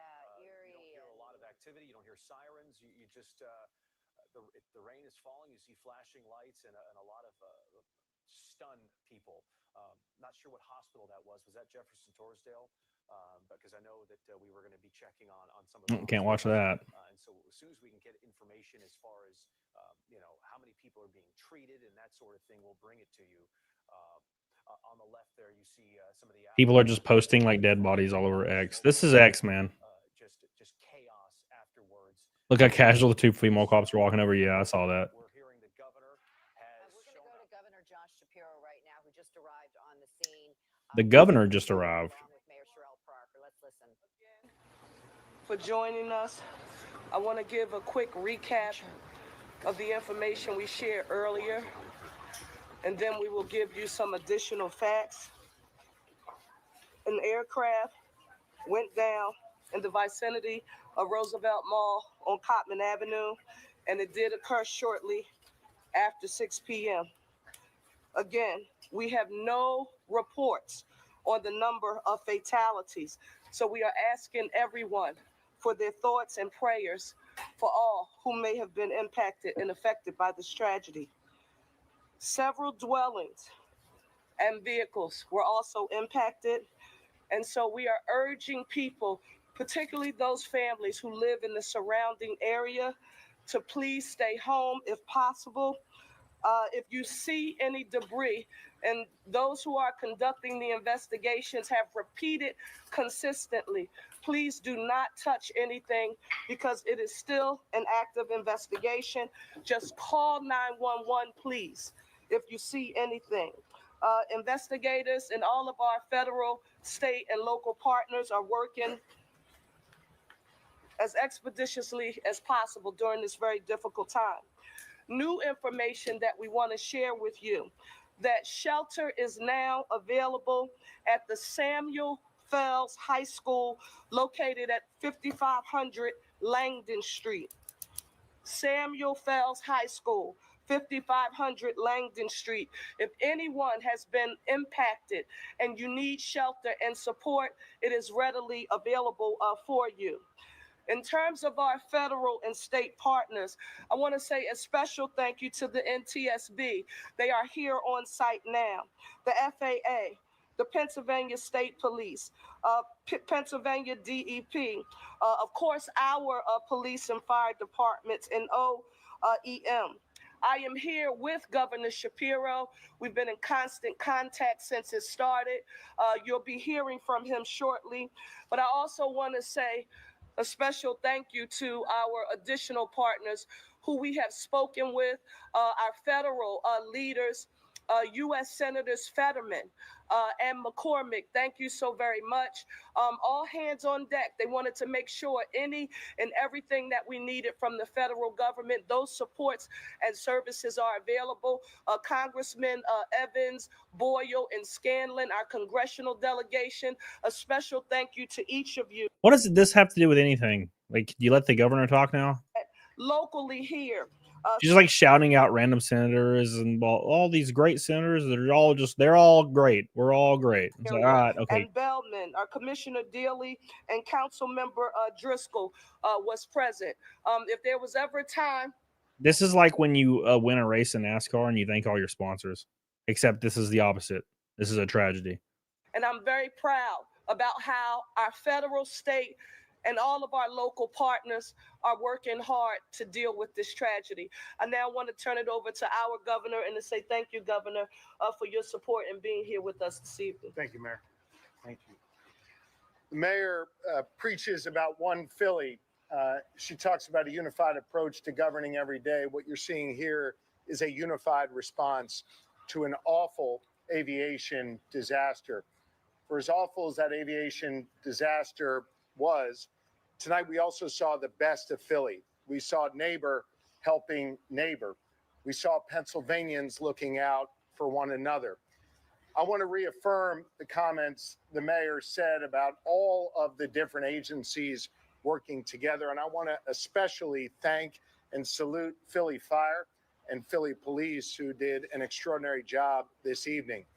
We know that there will be loss in this region, and we want to offer our thoughts and our serious prayers for those who are grieving at this moment. The mayor knows, and I want you all to know, that the Commonwealth of Pennsylvania stands firmly with our partners in the city.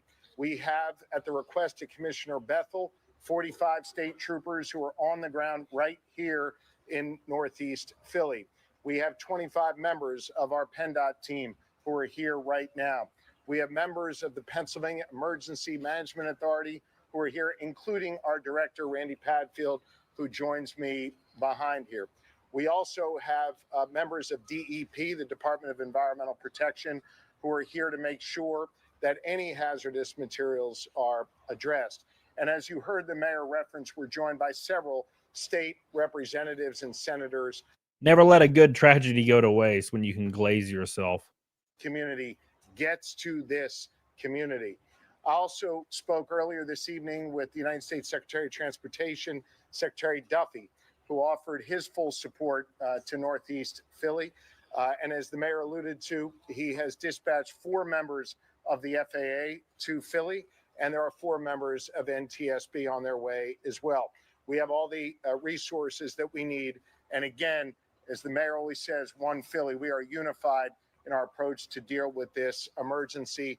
And again, I'll just end by sharing my prayers, the prayers of my wife, Lori, our First Lady, and on behalf of 13 million Pennsylvanians, we are all here for Northeast Philly tonight in this very, very difficult moment. Thank you, Mayor. Thank you all. When we have additional information to report, we will come back and give another briefing. But now we want to let our federal, state, and local partners do their job. There was literally no information. It was just like, thank you for being a friend. Travel down the road and back again. Also, we're great and we're awesome. And all right, we're leaving. I'm so confused. I thought that something was going to happen. Nothing happened. Monumental tragedy in Philadelphia, a plane crashing in Northeast Philadelphia shortly after It's weird. taking off Very from the strange. airport there. Very strange, A the speech there. 6:30, just dropping from the sky into a huge fireball.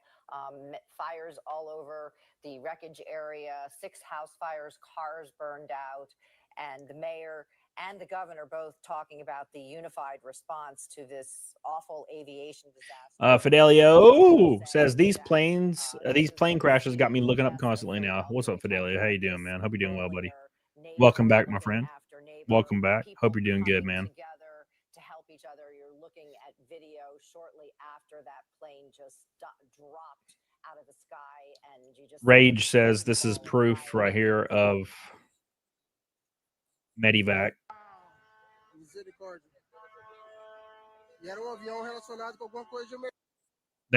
That's what Rage just posted on Twitter.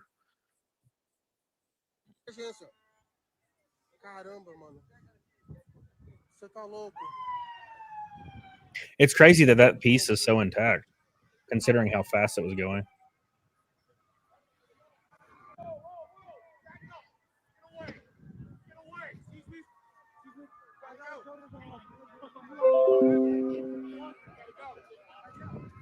Galera do céu, vocês não estão entendendo. A loucura que tá isso aqui. E o tanto de peça. This is wild. Never forget, I just heard from a friend who says his daughter was at Target nearby, about a couple blocks away, and Yeah, saw Brian, you're the right. bang, felt the shaking of the store, and just saw a fireball right outside there, just at the Roosevelt Mall area. And so Cotman, there are some videos out there. Cotman looks like a war zone right when this happened. And that's where we are looking right now. So here we are. It is just about 10 o'clock straight up. Normally, we'd be going on the air right now with our newscast, and we are staying on the air with that right now to bring you continuing coverage, hour 4 of this disastrous plane crash of this Learjet, this private medical plane that crashed on Cotman Avenue, resulting in what is likely the deaths of 6 people, including a child and a parent, and medical personnel. And this is the start of the 10 o'clock news. Let's get live to Shawnette Wilson with more information. Shawnette. And so Don and Jason, we had just pulled back up here near Cotman and Bustleton, and we noticed that Councilman Anthony Phillips was walking by here. So I wanted to stop him. I know he's headed over to where the mayor is and where the press conference has been happening. But you're out here in the neighborhood. First of all, your thoughts and your feeling tonight. You know, thanks, Shawnette. I just wanted to be out here tonight because This dude just took off like a Grand Theft Auto NPC. Look at this right here.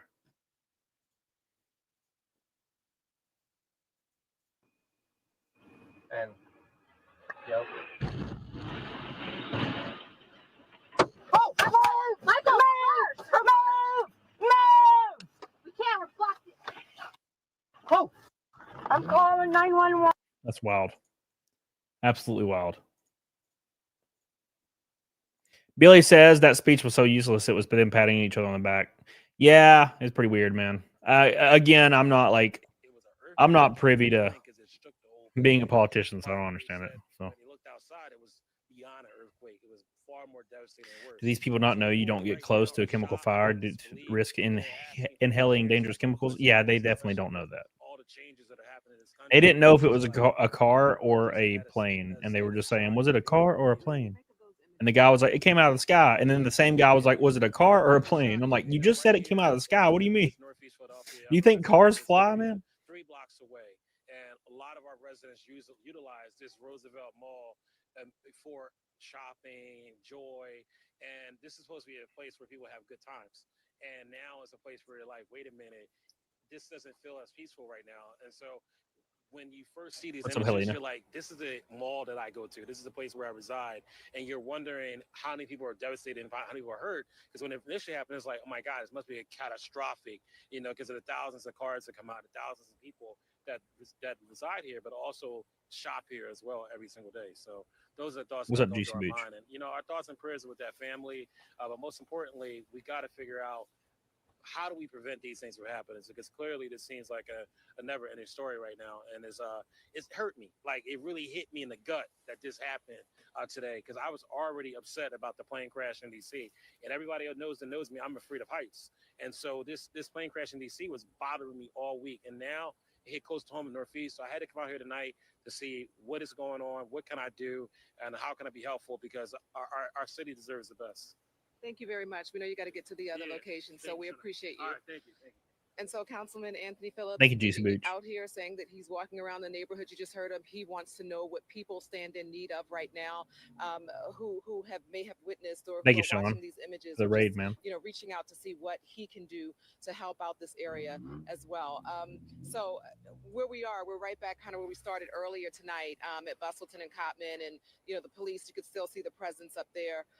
It seems like a lot of the corners have thinned out with people kind of crowding the corner, but there certainly are people still walking around because they are aware that this is going to be what it is for quite some time throughout the rest of the night and, you know, into tomorrow. And Jason has said earlier, you know, into the future to figure out, as the councilman just talked about, what happened, how do we prevent these things from happening? So that's the investigation side. You know, sometimes shit just happens, man. That's what I'm thinking. You know, like, how do you prevent these things from happening? I think that's kind of where we're at right now. We're pretty good at preventing things like this from happening, but sometimes shit happens. That the DC crash and now this, and I know a lot of people are going, what is going on? and by the way, that's not live. That's earlier tonight. But Cotman is right at Leonard Street. That's where this is, and that is presumably ground zero for this plane crash. And so that's what you're looking at right there. But a freak accident that and I think it's weighing heavily on people's minds because of the situation in Washington, D.C. That was the deadliest U.S. air disaster in a There's something very disingenuous about journalists when they talk about like everybody's scared and hurt. It's like, I don't know, something about it. I can't really explain my thought process right now. The feeling in this neighborhood, but it is so close to the Northeast Philadelphia airport, and it's a very rural area, and it's a busy airport, and it happened at a busy section of Philadelphia. Yeah, I think the shock of it is where it's starting to wear off, and the reality is sinking in. The human toll is really starting to sink in. People are starting to really understand what has occurred here 4 hours ago now, just about 4 hours ago, when that Learjet crashed on Cotman, right near the Roosevelt Mall. And so, it's still fresh, but the reality is sinking in. Okay. Is that Cheyenne? Do we have Cheyenne ready?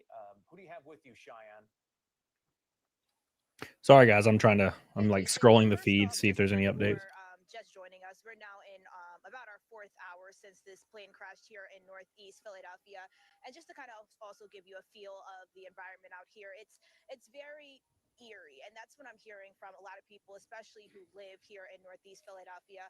But I do want to bring someone with us, just as you mentioned, if you want to come over here. He lives close by, and you were actually not home when this happened, but you said your mother was. If you want to come closer, what was that phone call that you received? So I was around 20 minutes from here, and I received, a call from my mom saying she was crying on the phone. She was like, Abner, a plane just crashed around the house. I'm like, what just happened, Mom? I'm like all worried. And I started rushing over here. But as soon as I get over here, all the cops are blocking everything. I see a huge fire. And I can actually tell you what she said because she was here. So she told me, she was on the living room. She was listening to some worship song. And out of nowhere, she said, like, everything just, that, when you like get a flashbang or something. Yeah, she said she saw something like that, like a fire, and everything just started shaking, and she was like terrified. She looked outside, she heard people crying, screaming, and it's terrifying. And how is your mother now? And also, just to give our viewers at home some perspective, can you show them exactly where you live? So I actually live, you see the street Bradford right there?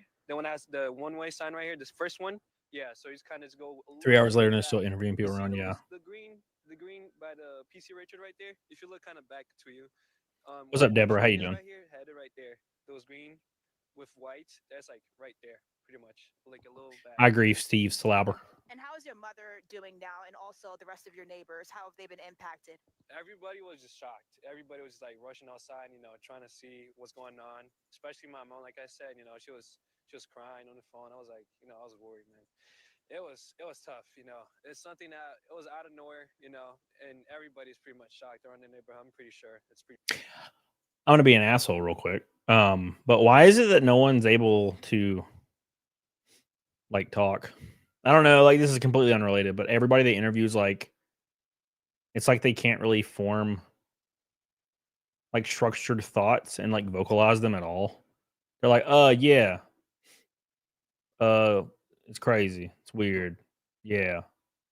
I don't know. And I'm like, what?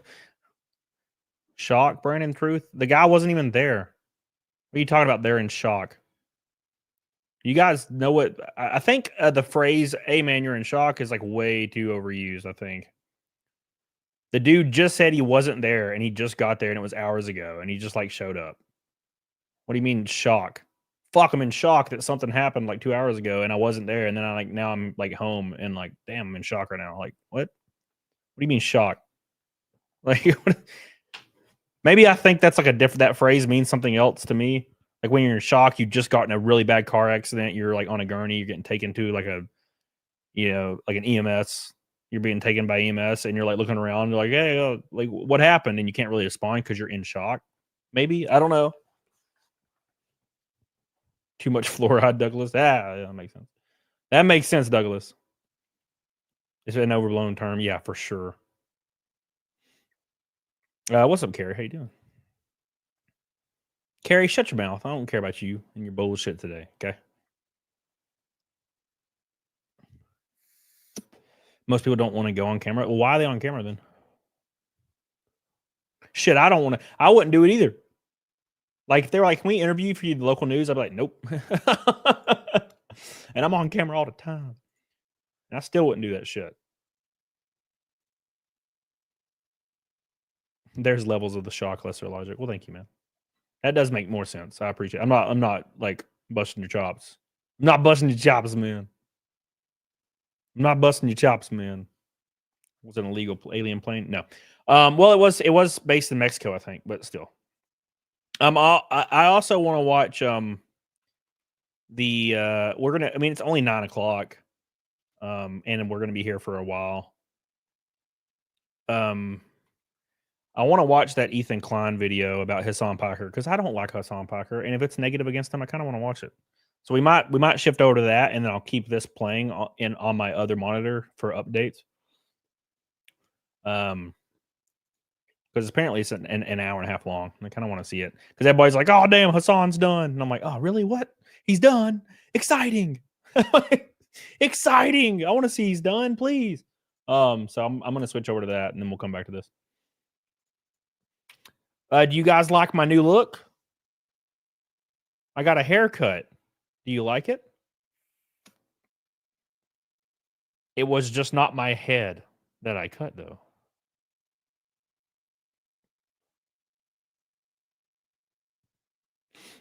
What's this Hassan thing? Oh, we better find out. We're gonna find out right now. Let's pull it up, and then I'm gonna keep this on my other monitor just so we know, just in case there's anything happening. But I don't think there's gonna be much until an investigation happens. Let's pull it up. I love when I just like go to my YouTube home and it's just Zia in a bikini every time. All right. It's like a gift. It's like a reward. You look the same, Carrie. I don't have a mustache, Carrie. Come on. Damn it. Okay, content nuke. Is this it? Or no, this is streamed. I thought it's a video, right? Hold on. Damn, why can I not find Ethan Klein has too many shits going on. Hold on. Let's do this. Here we go. I got it. All right. We're going to speed it up too. Oh, by the way, we're one pink boy from a rainbow night, and we're 200 even from a... Where am I? A naked snake night for the 414th stream in a row. Also, by the way, every $100 super chat, every single one of them, I will gift 5 memberships to the chat for the boys. But the boys in the back. All right, here we go. Let's pull this up. I wanted to watch it, and I was going to wait till I got off stream, and I was like, you know what? Fuck it. I'm going to watch it now, dude. All right. Let's watch it now. Also, why is Ethan Klein so thin now? Ozempic. Ozempic, that's what it is. The world would not be the same. 2 people laughed. A few people cried. Most people were silent. I remembered the line from the Hindu scripture, the Bhagavad Gita. Vishnu takes on his multi-armed form and says, "Now I am become death, the destroyer of worlds." For some reason, that clip kind of was related to tonight. It's very strange.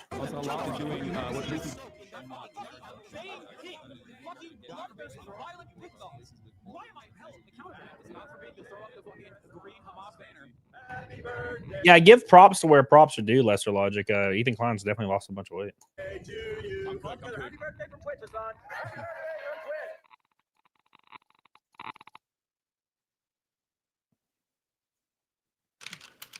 Oh, hi there.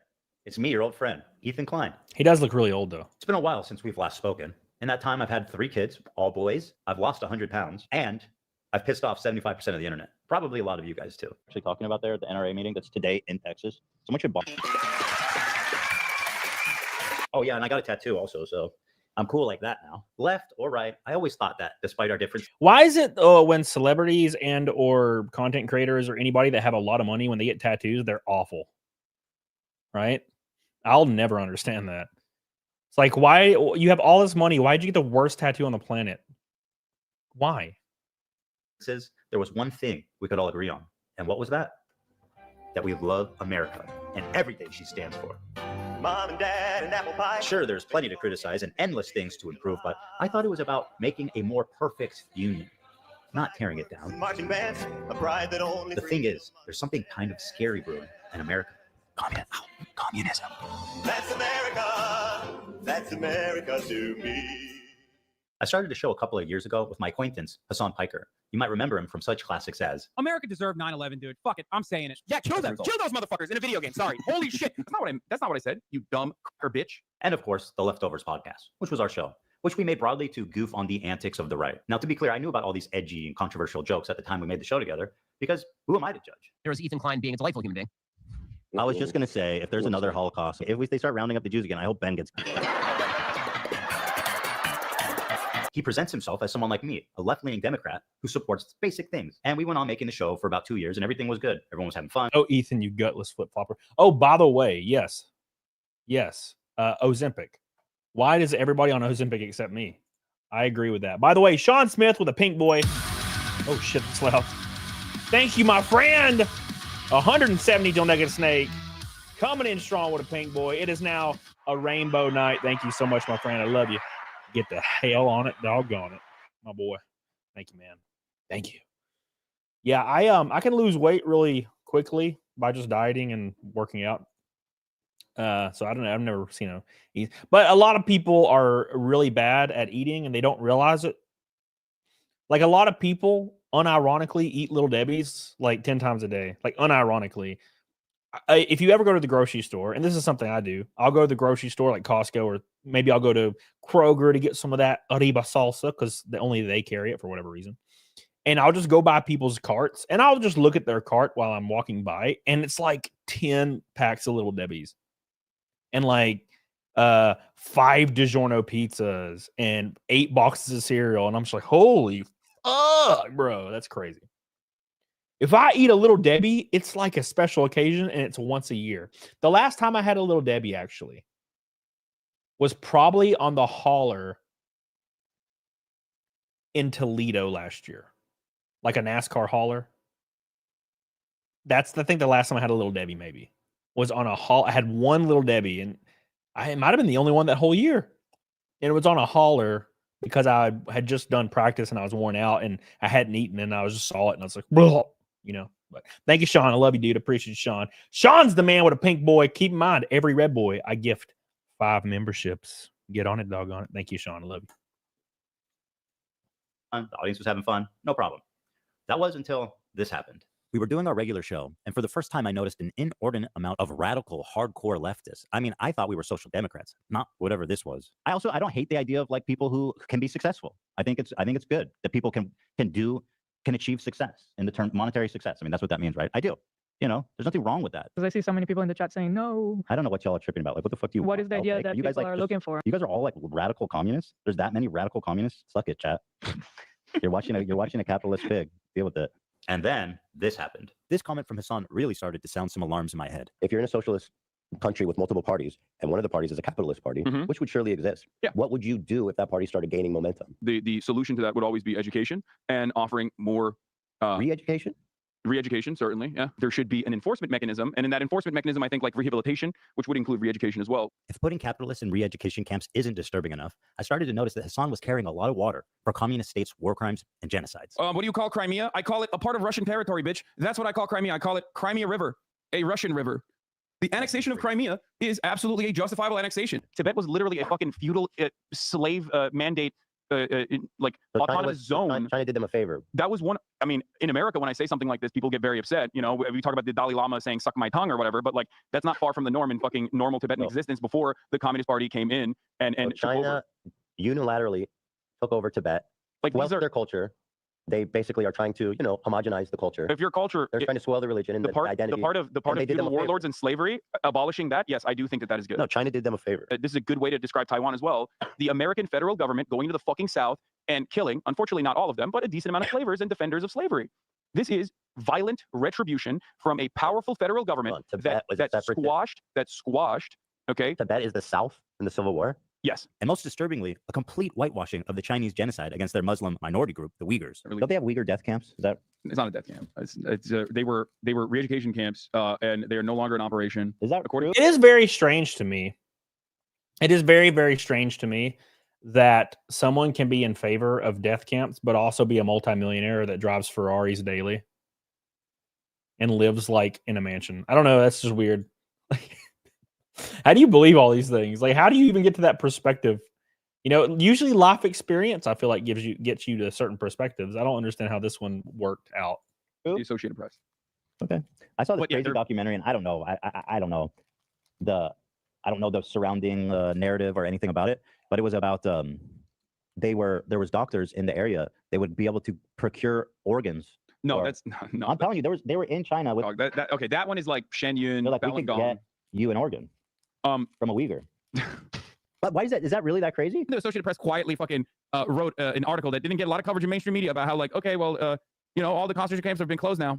It's like all the re-education camps are closed now in fucking Xinjiang, and it's like very different vibes in Xinjiang. And now, you know, it's the tourism hour. Let's see what the Associated Press actually had to say about this. These are all AP articles from the last 2 years. UK independent body reports China committed genocide in Xinjiang. China sanctioned a US research firm and 2 individuals over a report about the human rights violations in Xinjiang. It's the tourism hour. To China's fury, UN accuses Beijing of Uyghur rights abuses. Tourism hour. Uyghur County in China has the highest prison rate in the world. 1 in 25 people is in a Chinese prison. It's the tourism hour. 48 Uyghurs detained in Thailand for almost 11 years on hunger strike who protest their imminent deportation to China, where they face imprisonment or execution. Not only does this AP article seem not to exist, reading the AP proved exactly the opposite. Hassan has happily eaten up the Chinese propaganda on this and has regurgitated it to his mainstream audience. Why is he defending China's genocide of their Muslim population? How does this even make sense? It only makes sense if A, he's being paid, or B, he has the political complexities of a 5-year-old. I know America bad is a meme that people laugh at online, but with Hassan, this does actually seem to be the beginning and the end. I would say he has the complexities of a 5-year-old for sure.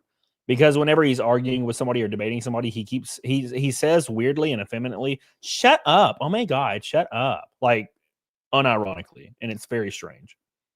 Analysis. 2 principles. Let me explain to you. 2 principles that you should keep with you, coming from a person who's Turkish, okay? When you look at a situation in the Middle East, you look at what the local government is and who the Western forces are. Never align with the Western forces. So when I look at other countries, I look at the regional actor, whoever the regional power player is, and then I look at who is backed by the Western superpowers. That's a principle that you could take home with you. If you want to actually be moral, or if you want to be smart about the way you analyze other countries, that's one basic principle that you can take home with you. All of a sudden, magically, you are above on your foreign policy analysis. You're going to be better off than 90% of people that look at the situation. After seeing all of this, I was already getting uncomfortable with our partnership. I started to wonder if I had any idea who this guy actually is. And then this happened.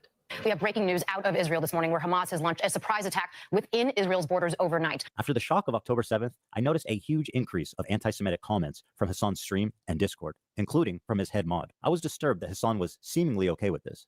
Can you, like, do you care that your chat is calling you racist? Do you make any attempt to modify? I have not looked at my chat. Moderate that I at have all? not looked at my chat at all, but you I have just to opened it, but don't you have moderators? Do you care at all about what your audience says about There's me? 32,000 people in here right now. I'm just trying to tell you guys how it feels, and I'm fucking shocked that you don't care that people in your chat are saying, "Who the fuck is this child cold, arrogant, and Ethan, as fuck?" I love you, but there's Don't you only so moderate? much I can How do. can you be surprised when your Discord is literally full of fucking? Ethan, I love you, but there's only so much I can do if you're making that argument. You know that, right? Like, Hassan's chat had been calling me a Zionist, baby-killing genocider. Maybe it is unreasonable that I'm asking him to moderate his chat for a friend. He doesn't even know where I'm coming from because it's not something he would ever ask for. and all these other content creators actually, you know, whipping their communities when their chat is going fucking absolutely bananas over random dumb shit and bringing my name up for no fucking reason. That you were just allowing that shit to run rampant in your chat. And I thought that was fucked up. Ethan, I love you, but there's only so much I can do, especially as someone who thought we were fucking friends. I think that's a reasonable expectation for someone. Hassan Packer looks like he smells really bad. I don't know what it's about. Sad Lad says, I used to be able to lose weight easily. I gained 40 pounds out of nowhere in 2019. Found out from my doctor it might be my thyroid. Getting treated now, so hopefully it helps. Also, Hassan Packer is a fake. Yeah, I agree. If you're having a lot of trouble, now to be fair, if you go on a really big caloric deficit and you lift every day, you're going to lose weight, regardless of what kind of conditions you may have. It just may be slower and or faster. There's this common misconception that, if you have some kind of medical issue, it is 100% impossible, and it's not. Thermodynamics exist for a reason, right? But yeah, I'm right there with you. I can gain weight dramatically fast, but I can also lose weight pretty fast as well. Thank you, Sad Lad. I appreciate you. I was obese my entire life, and I finally, when I was 16, 17, I finally was like, this sucks, and I just stopped. I stopped eating pizza for every meal, and I stopped drinking soda completely. And I lost 100 pounds in like 4 months. And I didn't even work out at the time. It was pretty crazy. And then, of course, I started working out and stuff. So thank you, sad lad. I appreciate you, baby. 158 till naked snake. 158. That's not the right tab at all.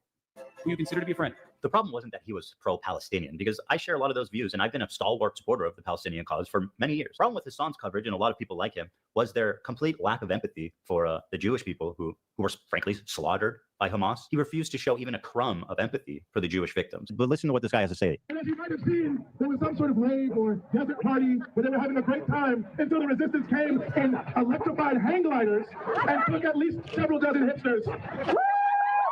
But I'm sure they're doing very fine despite what the New York Post says. But nobody has seen this coming. I mean, that's insane, right? I don't even. Yeah. Okay. Like. Okay. I don't. Just criticizing people. You don't have to comment if you're not comfortable about it. I honestly felt at times that he and his audience barely thought of Israelis as humans. This dude just called babies militants. No, I understand. And there are baby settlers as well. But there are baby settlers as well. There are babies in the settlements. Part of running defense for Hamas is downplaying the violence, specifically the sexual violence, which he's done a lot of. Doesn't matter if fucking rapes happened on October 7th. Like, that doesn't change the dynamic for me even this much. So that's the other part of this problem that many people that can't contend with. Like, the Palestinian resistance is not perfect. They're not like so good. They have magical bullets. The Palestinian resistance is not perfect. Pretty funny. Not the contents of it. The edit was pretty funny. They're not like so good. They have magical bullets. It's not perfect.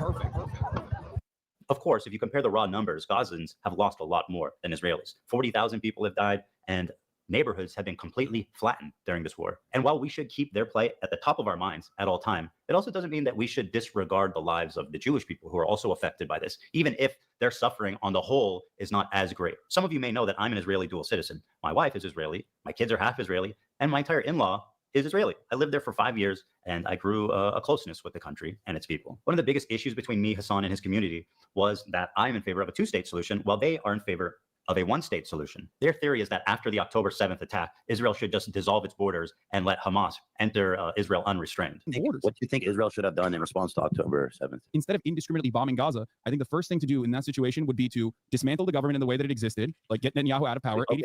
So you're saying Israel, in response, hold on, dude. You're saying in response to this terrorist attack, Israel should have dismantled their own government.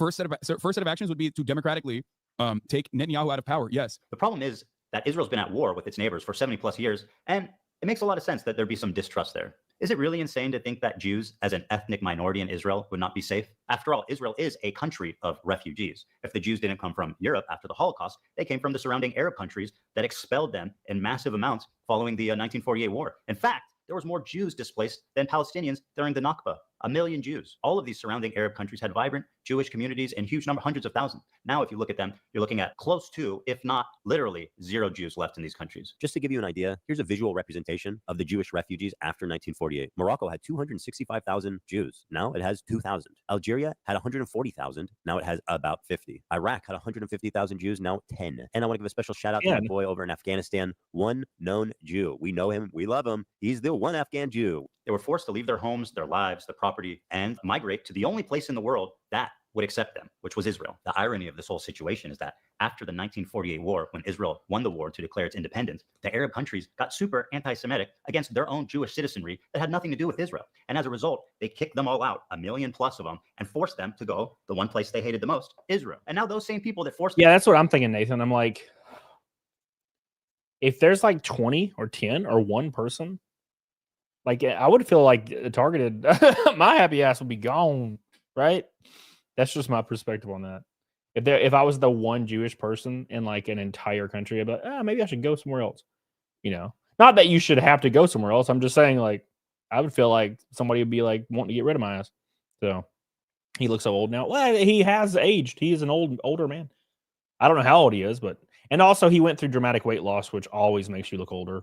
Them out of their homes are telling them they don't belong there. So if the Jews of Israel are surrounded by Islamic militant terrorist groups that have stated their goal is to annihilate Israel as a Jewish state, and considering the historical context of Jews being pogromed from Arab countries, Is it really that crazy for them to not feel safe as an ethnic minority, even a little bit? And that's pretty much the entirety of our disagreement. Despite what you've read on TikTok and Twitter, I've donated $6,500 to a Palestinian charity after the war started. Hey, Ethan Klein, thank you for the dono. Ethan Klein gave $6,500. My goat. Thank you, Ethan. Condemned Netanyahu as a war criminal. They're led by Netanyahu, who should resign in disgrace and go to prison for being a war criminal. Called the West Bank settlements an abomination. Settlers in the West Bank are religious zealots. They're monsters. They're genocidal. I've even said the West Bank settlers are valid military targets. When you talk about like colonial settlers and stuff, like that's what's actually happening in the West Bank right now. And these people are more or less valid military targets, in my opinion. My only crime is wanting a two-state solution instead of one, and thinking it's not okay to kill Israeli civilians. That's it. That's why they're calling me a Nazi Zionist. And because of Hassan and others spreading this malicious lie about my beliefs, I'm even getting harassed on the street. So how come you don't like Palestine?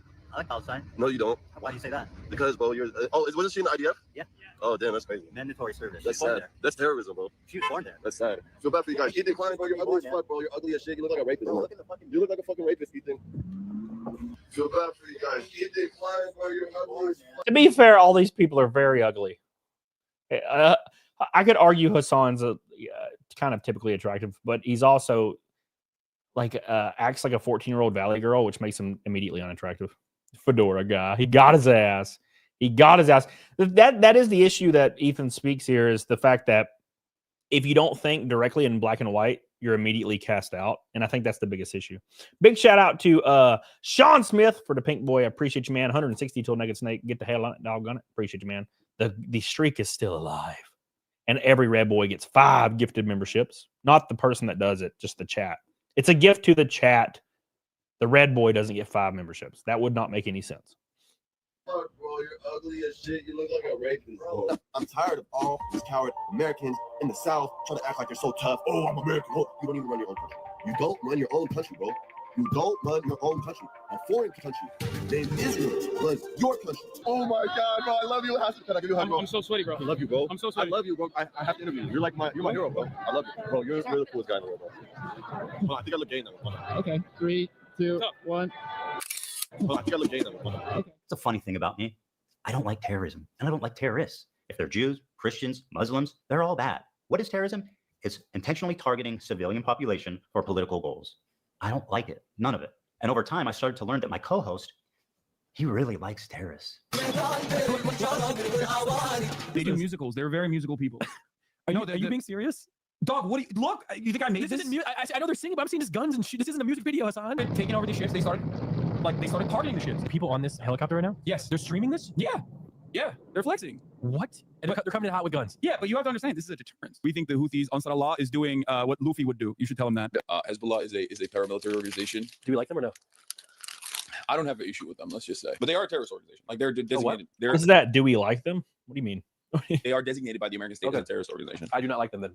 Well, he is regarded as a pretty brilliant a person in terms of like everything that he's done. Then I saw clips like this where Hassan is explaining how he's hiding his power level to funnel in normies into radicalization. I think that in the short term, in order to combat against that, you have to advocate for a much lighter form of propaganda. You want America, in the way that I feel about it, and if you want America to get out of the way for places with more revolutionary potential to do what they would normally do, I think that, you know, one thing you have to do is advocate for a lighter form while simultaneously still doing agitated propaganda that goes beyond, social democratic idea. I just wanted to put emphasis on the exact point of the so-called radicalization funnel, where, for example, Hassan and JT catch them while they're young, as they say, and then they start looking into this new idea, et cetera, and then move forwards through the funnel, get more and more informed, get more and more radicalized. Now, you do your part in the funnel for the cause, or whatever the fuck you want to call it. You're doing, in my modest opinion, a great thing for the cause. Now, listen to Hassan during our very first conversation lie to me about how he's a social democrat to hide his power level.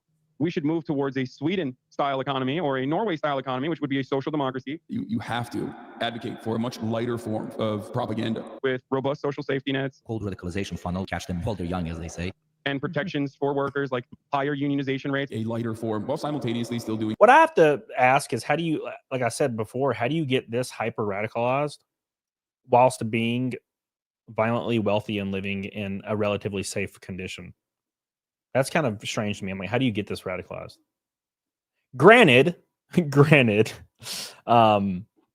seems like the people that I used to know from school or maybe mutuals, the ones that are always extremely radicalized are hyper successful.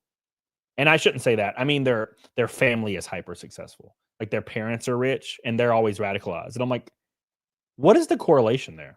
What's up, Peter Watkins? How you doing, dude? Doing agitated propaganda that goes beyond social democratic ideas. Hell, he's proclaimed it loudly that he is a self-described propagandist. I'm a propagandist. Well, no, For the record. no, I'm not calling I'm you a that. I'm just saying. I'm going to play you. I'm saying I am. Okay, well then I'm saying I am. I just Before want you to even play it. A propagandist is much more than someone with a bias. It's someone who knowingly lies to further their political agenda. And then I had a terrifying vision. Had I been duped? Was Hassan presenting a Trojan horse to my community, where he was just a left-leaning Democrat like myself, and as he said in the previous video, was funneling them into radicalization and turning them against me? Liberals are some of the easiest to manipulate people on the fucking planet, dude. I learned how much he hates liberals. Dude, I hate liberals, dude. I hate them. I hate them so viciously. Did he secretly despise me this whole time? I'm sorry, dude. I hate liberals so much. Did this man sit next to me for 2 years and pretend to be my friend? Dude, liberals are a burden on this planet, dude. Liberals are the most like scummy, vile fucking idiots. Liberals are incredibly stupid. I hate these petulant liberals, dumb fucking liberals. What else is someone this sociopathic capable of? Liberals are some of the easiest to manipulate people on the fucking planet. Was I being manipulated this whole time? That was my fear anyway. Regardless of his true beliefs, that broke my trust in him, and I pretty much ended the show immediately. And I felt guilty for my participation in mainstreaming Hassan. And for that, I apologize. I should have done more research, and I should have looked more deeply into who I was getting in bed with before they gave me chlamydia. Sorry, Eva. Over the past year since the show ended, I continue to watch Hassan platform, promote, and propagandize terrorist organizations. And every time it happened on Twitch, I would say, man, this time surely he went too far, and someone's got to do something. But as the time went on, nothing happened, and his views got more and more radical and more disturbing. I feel it's my obligation, after mainstreaming someone like Hassan, to take this on. And so it was war. Nuclear war. I stand before you following the footsteps of intellectual giants. One thing as we've been hearing for nothing weeks. but a simple man. Now, A simple man who understands right from wrong. Yeah. I You're an sometimes that influential voice for a lot of people. I'm an idiot, I'm a dumb bimbo. I don't know what I'm talking about. I've gotten numbed basically. It's not. As a matter of fact, I seek it out because I make content out of it. I think it's funny. It's fun. And there are baby settlers as well. Peter Watkins, my boy. Peter Watkins says, "Oh, you know I love you, big guy." Thank you, Peter. I appreciate that, dude. I love you, man. I love you, Peter. Thank you, dude, so much for your gold, boy. We're closing in 150 from Naked Snake. Keep in mind, every single $100 super chat, I will gift 5 memberships to the chat every single time. Thank you, Peter. I appreciate you, dude. Love you, Peter.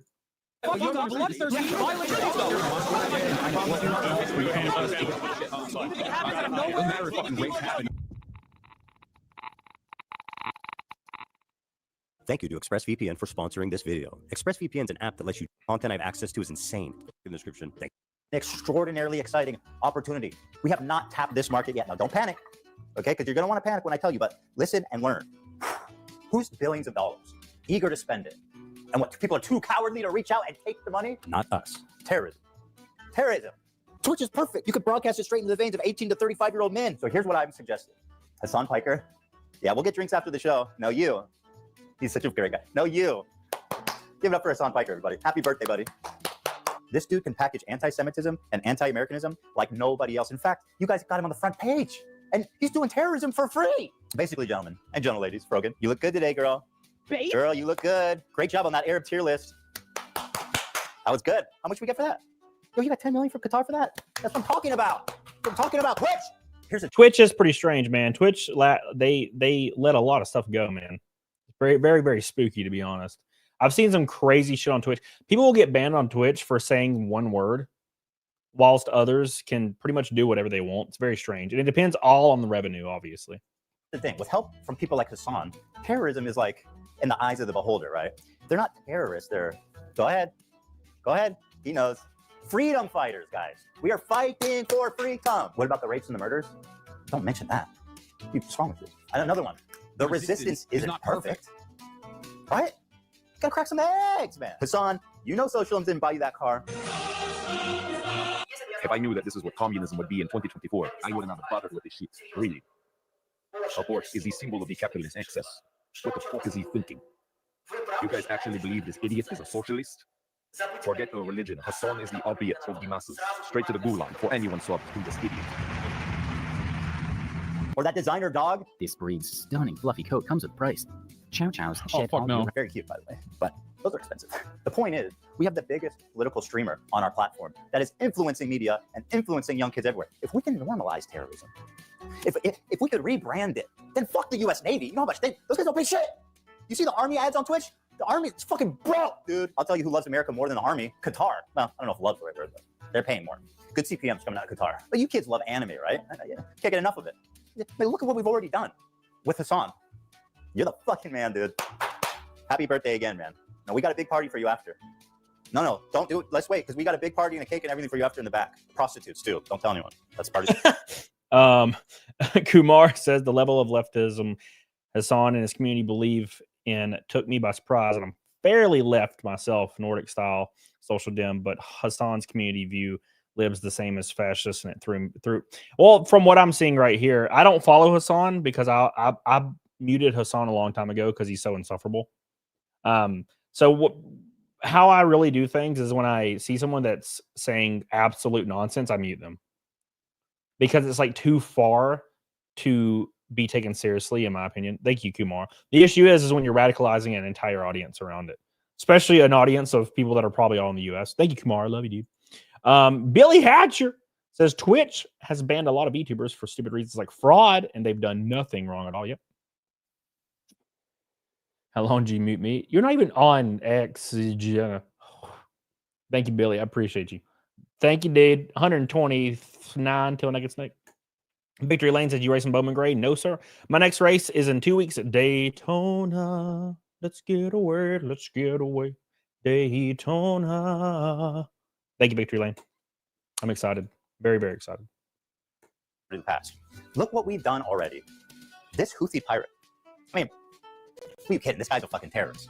He literally tweeting out he wants to kill Jews and put their heads on pikes. And somehow, not somehow, because of his genius, we have rebranded the Houthi fucking pirates, the Houthi terrorist organization.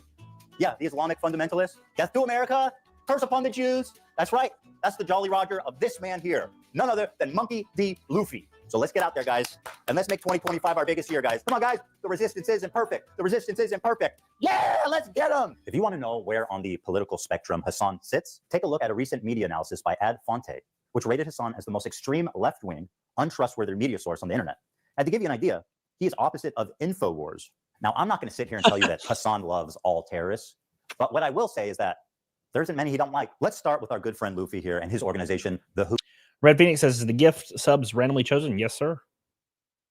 Houthis. And yes, this is what it looks like. They are hiling Hitler. The Houthis are an Islamic military group. They're known for their cruel measures, forcibly recruiting child soldiers, shelling civilian areas, and blocking food from entering already famine-ruined parts of Yemen. They've also set up landmines in agricultural spots, making the fields virtually worthless. Women have virtually no rights, and homosexuality, of course, is punishable by death. That lines up with leftist values. Now, just how little rights do women in the Houthis' Yemen have? Well, according to this, there's been 1,181 violations committed by Houthi rebels against women, including torture, rape, and murder. So, not great. The Houthis have a very wholesome flag, as you can see here. It says, translated, Allah Akbar, death to America, death to Israel, and a curse upon the Jews. And that's all of them, not just the ones in Israel. And of course, victory to Islam. I get amused when these terrorists are like, we hate Jews. We want to kill Jews. And then people like Hassan are like, you're fucking racist for saying that they just want to kill Jews and that they're terrorists, man. What you meant to say is Hezbollah is Muslim. You're not thinking deep enough about this topic. My criticism of the Houthis' slogan do not factor into what they are doing. Of course, it is anti-Semitic, but contextualizing it matters. Yeah, it's really interesting because like that is such Western-focused propaganda. Like for a Palestinian to arrive at anti-Semitic opinions, okay, they don't need to read Mein Kampf.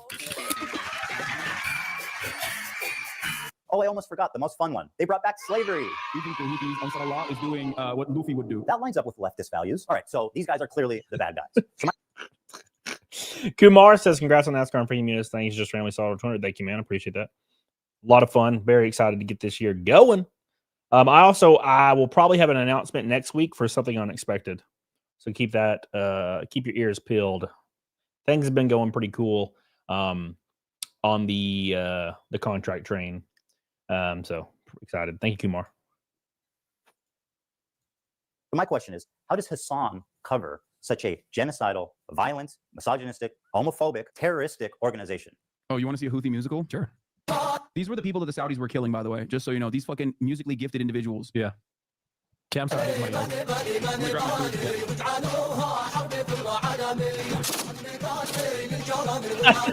I'm so confused. This guy's like, what the fuck? That's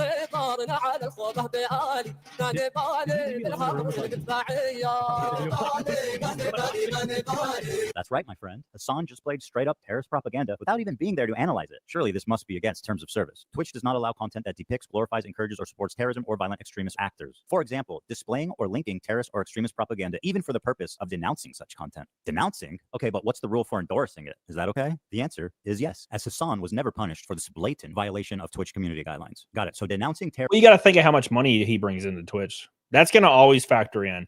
Like, unless there's insane amounts of like PR backlash, and I mean insane amounts, like unfathomable, insane amounts of backlash PR wise, they're not going to do anything about these things. That's just not what they do. Terrorism is bad. Don't do that. Endorsing terrorism is good. Okay, got it, Twitch. What is going on? Can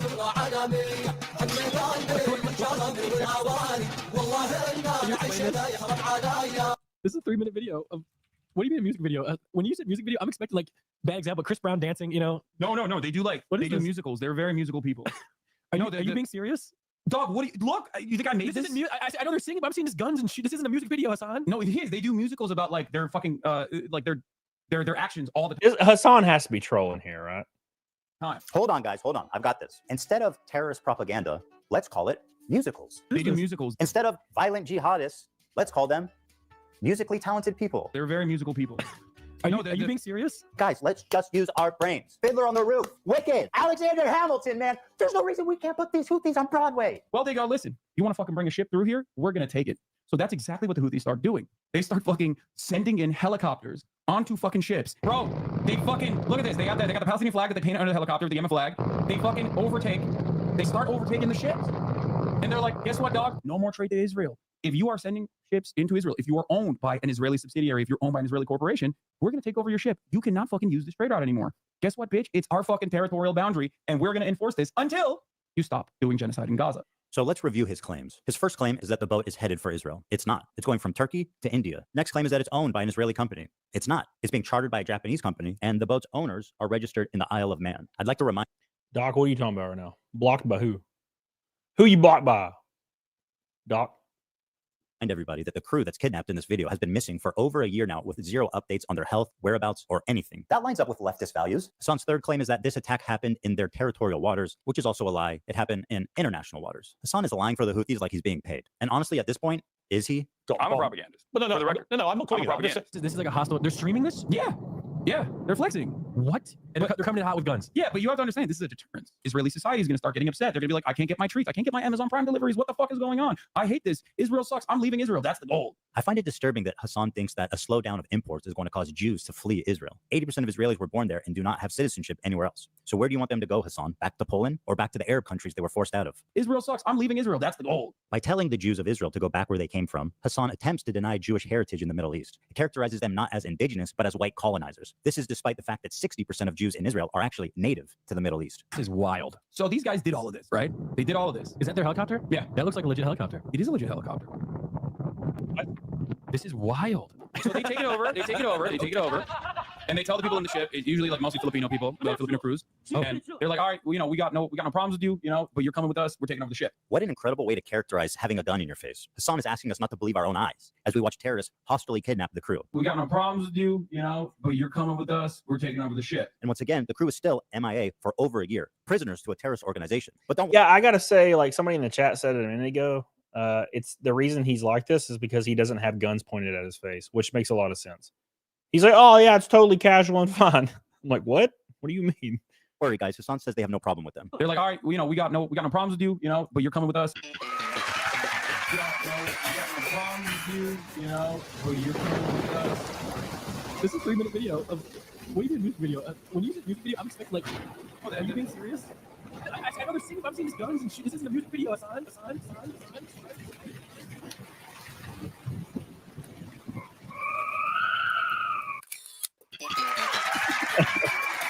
I bet Hassan's friend really appreciated being fed terrorist propaganda on camera. Let's see what he had to say. Because hell, even a couple days ago, I was hanging out with my buddy Hassan, and this guy unironically put a terrorist propaganda music video on, and then left the room.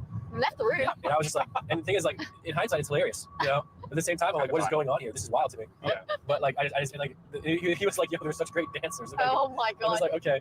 Wait, is that how it works? If you watch like a politics TikTok, you get recommended Hassan right after? Is that how it works? Bro, he's all over this page. That's crazy. Click it. Dude, Hassan be saying some wild stuff, man. So I don't know if we can. Here's another incident of Hassan enjoying some Houthi propaganda.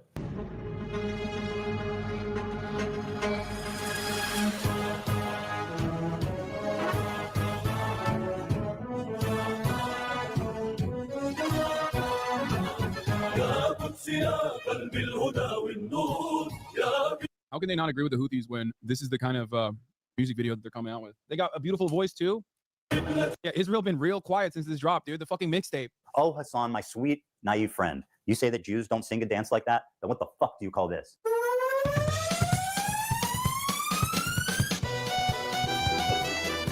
That's right, bitch. What the fuck you stepping on our shit?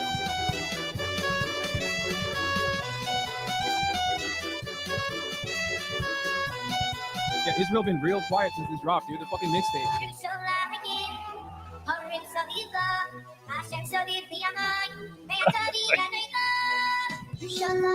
Got a beautiful voice too. Israel been real quiet since this dropped, dude. As a white man from the South of America, and I mean like Alabama, Tennessee area, I don't understand any of this. Israel been real quiet since this dropped, dude. Ladies and gentlemen, we got.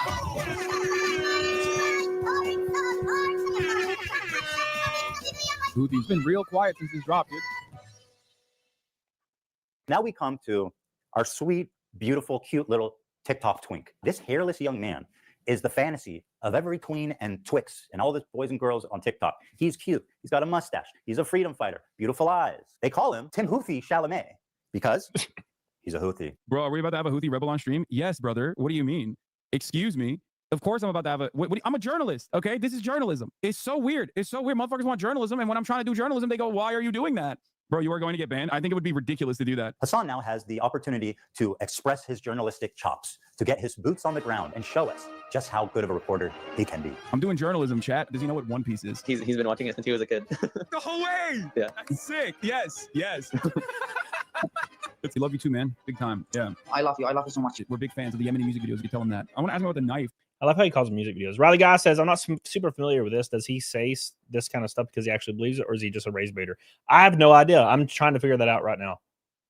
It all seems over the top.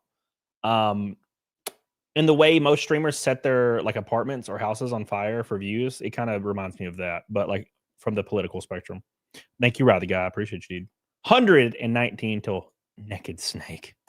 If the knives are sick, what's up with the knives? You know, the curved knives. If one of those knives comes out in front of you, it's not going back until it has blood on it. Oh, okay. My bad. Well, I mean, I think it's cool, though.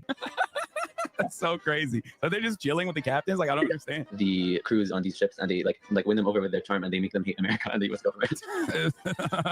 That's so funny. I'm a journalist, okay? This is journalism. To be fair, they're probably like, hey, you hate the U.S. government or else we'll kill you. And also, no one's seen these prisoners of these ships since then. I don't know. I don't know. Kind of seems like they probably don't exist anymore. So weird. It's so weird. Motherfuckers want journalism, and when I'm trying to do journalism, they go, "Why are you doing that?" What do you mean? I'm just chilling. We're just having we're just vibing. Yeah, we're just vibing. We're vibing big time. Hassan uncritically interviewed this kid for about an hour. It was the most brazen display of disgusting terrorist propaganda that I have maybe ever seen in Western media. What has happened to? Does he know what has happened to any of the crews? Like I heard they. Hassan almost asked a good question, but it's actually leading to the most obscene part of this interview. He's saying he hasn't spent much time with Chinese people, but one of the captain was Chinese, and he did caught with them, and he danced some music with them, and he was vibing, so he likes them. Yeah. So I mean, what?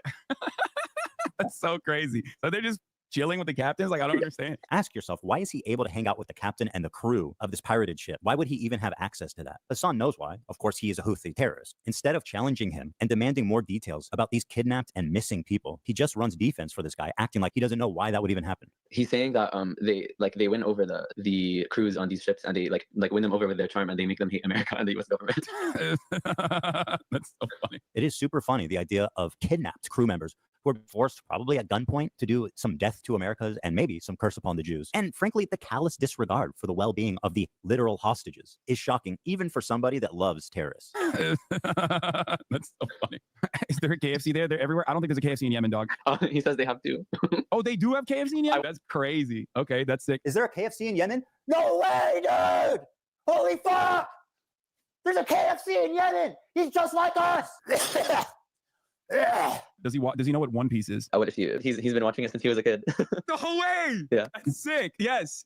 That's fire. That's so fire. Oh my God. We think the Houthis, Ansar Allah, is doing what Luffy would do. You should tell him that. You guys all remember Luffy's flag, right? Now, I'm only halfway through that show, so maybe I just haven't come to it yet. But I do not remember Luffy's flag looking like this. Predictably, there was some blowback after this interview, and Hassan went immediately into damage control to rewrite history. He said that he was just simply a Yemeni person and not a Houthi. Yeah, I mean, we don't even know if he's a Houthi or not. He's a teenager in Yemen. The dude is neither a Houthi, nor a terrorist, nor a pirate, is not a Houthi rebel. They didn't fucking call him a Houthi either. You want to know why? Because he's not one. He's not a Houthi himself. He's not a pirate, but, you know, I don't think he's not a pirate. He has reiterated the position that he is not a Houthi. Trust me, bro, I'm not Houthi. Be for real. You sucked him off the entire stream. Not even a Houthi militant or anything like that. When I interviewed the dude, who they still to this day call a Houthi terrorist. Tim Houthi's not even a fucking Houthi. I thought he wasn't a Houthi because he's not. No, he was just some fucking Yemeni TikToker. Random fucking Yemeni teenager. Didn't you brand it as him being a Houthi interview though? Bro, are we about to have a Houthi rebel on stream? Yes, brother. What do you mean? All right, let's just take Hassan's word for it and assume, okay, this kid is not a Houthi rebel. He's just some ordinary Yemen teenager. Let's go ahead and take a look at his social. I think this can be boiled down to Hassan's just not very intelligent. And I can spot that because I'm like in that camp, you know? Like I'm not a smart man. I'm a very, room level IQ kind of guy, right? And I think that's where I'm getting. That's what I'm getting from this. That's kind of the vibe that I'm getting from Hassan. Because he's just kind of dumb. You know what I'm saying? Does that make sense? Social media and see if that lines up. All right, let's see here. Tel Aviv will burn in the coming hours, ready for sacrifice and eager for martyrdom. Maybe he's talking about football. Here he is singing a song with the words, "Do you threaten us with what we are waiting for, son of a Jew?" Meaning of Houthi is a title, and it's not something to fear, but for the Jews. They are very afraid of this title. The execution we will carry out on all Zionists, with the lovely depiction of a man impaled through his asshole and out of his mouth with a pike, or how Hassan likes to say it, a pike for a cup. Okay, why would he retweet this article called "Houthis use social media to boost global prominence and support"? Israel falls. Wait for the new operation in Tel Aviv. The Jaffa drone, which no Israeli defense can stop. The ships we bombed and sank. I know the red arrow is supposed to be a cool military Hamas thing. This is a butt plug. Just saying. To every Zionist, I will put this into your stomach. And let me state the obvious. Jew and Zionist is clearly interchangeable to this guy. Okay, but hating Jews does. Jimmy Cobb says, guys, you would not believe my night, even if I told you it was the stuff of nightmares. Please elaborate, my friend. I hope you're doing okay, man. 14 likes to 300, boys. And 119 till naked snake. That make you a Houthi? Are you a soldier? Yes. Well, that seems pretty definitive. You know what makes you a Houthi? Being a Houthi. At least one of the two of them is being honest about it. No way! Yeah. That's sick. Yes. That's fire. And that's so fire. Oh my God. We think the Houthis is doing what Luffy would do. They're tweeting an image of a Jewish person on a pike. I don't understand why this problem can't be approached with nuance. Because he is a teenager in Yemen, dude. Talk about the bigotry of low expectations. He's a kid in Yemen, dude. What do you expect? Of course he's going to want to put a pike through a Jew's asshole and through his mouth. That's just what kids in Yemen are like, man. And also, what do you mean? It's just a person on a pike. There's no Jewish person on a pike on that photo, unless I saw something different. Hassan claims this isn't even a Jewish person on the pike. How exactly is a naked, piked person supposed to look like a Jew for you, Hassan? You know what? You're right. Let me make it a little clearer for you. First, he needs a bigger nose, right, Hassan? Of course, he needs a yarmulke, the curly things. Oh, look, Hassan, he dropped his dreidel. He must be Jewish for sure. Or, you could just read what he wrote, you dumbass, liar, terrorist-loving, propagandist piece of shit. This is why this entire conversation is fucking idiotic. It's not a Jewish person. He said, why am I held accountable for some random fucking 19-year-old in Yemen's tweets? What is happening? How many steps removed are we from this situation? 0. I mean, you platformed him. Do you not remember? Did the check not clear or something? When faced with fair criticism for his coverage of the Houthi Luffy, he has a total meltdown. I fucking despise all of you, dude. I do. I really do. I hate all of you. You successfully got me to talk about this, and my patience is running thin on this matter. The endless selfishness. See, this is why he has viewers. If I told my chat every 2 seconds that I hated them and I was freaking the hell out all the time, I would have 10,000 viewers. It's just I'm laid back and normal. I feel like I have the English Tokyo pop singles and Japanese manga for Love Hina and all the To Love Ru Japanese volumes. Oh my God. He's flexing on us, bro. The untapped well of American selfishness and American individualism is in full display. How is this the conversation that you want to have right now? One of the most cynical methods Hassan deploys to sidestep any criticism is to deflect to the ongoing genocide in Gaza. I've seen him do this so many times. He frames it like you are selfish for trying to criticize him, no matter what the reason is, because there's a genocide happening, man. How can you criticize me at a time like this? Claiming that I am, you know, too pro-Houthi. When someone is like focusing on that while there's an active fucking ethnic cleansing campaign happening. He also apparently thinks Twitch is liable for me interviewing a Yemeni teenager who's only known genocide his entire life. In the middle of fucking talking about fucking genocide in Gaza, and this dumb fuck, blow your nose, brother. Love you, not trying to be mean. Just keep some tissue nearby and clear it out occasionally when needed. Much love. Fuck you, dude. My argument sucks. You think it justifies genocide? What are you, stupid? Everything that can be tangentially turned into like Jewish people are under attack is a decent way to just like drive discourse away from open genocide in Gaza. If your sole focus when Israel is doing a complete genocide in Gaza, if your sole focus revolves around that people are saying you're a Zionist, yeah, go fucking yell at streamers for not covering sufficiently the ongoing active genocide in Gaza instead of coming in here and fucking chirping at me. It's quite a charge to just say I'm a stenographer for the Israeli government or I'm a propagandist. I don't think there's any evidence I'm either of those things. I'm curious who you think I'm. While we're having this conversation, 3,000 Piers, while we're having this back and forth, 3,840 Palestinians have been ruthlessly slaughtered in the last incursion into Gaza. I feel like this is an incredibly selfish, self-centered conversation to have. This technique is so powerful because everyone's afraid of being labeled as a genocide denier. Pierce Morgan, with decades of experience, immediately surrenders when the genocide card is pulled. When you're just a fucking stenographer, you're not a truth teller. He has every right to defend himself. And grow a pair, Pierce. Stand up for yourself, man. It's time to stop being intimidated by these online overnight activists who couldn't even point to Gaza on a map before October 7th. Like Hassan, for example. Doesn't know where Yemen is? Okay, I'm gonna click close. I'm closing it. I'm closing it. I think nope. Got it.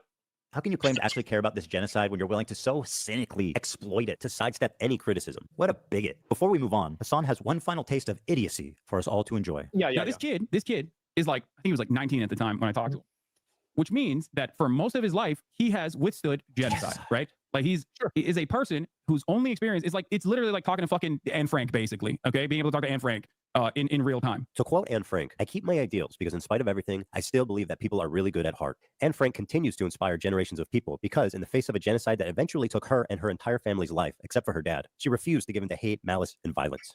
And then there's this guy who would have killed Anne Frank if he ever met her. You might think this is a sweet, innocent girl. Well, I'm happy to tell you guys we are working on a new edition just for you, Hassan. You should hear about the time she went roaming the streets of Berlin at night with a knife, slitting the throats of families, including children, babies, and the elderly. She's killed children, you guys. She even rapes people. She's just like Luffy.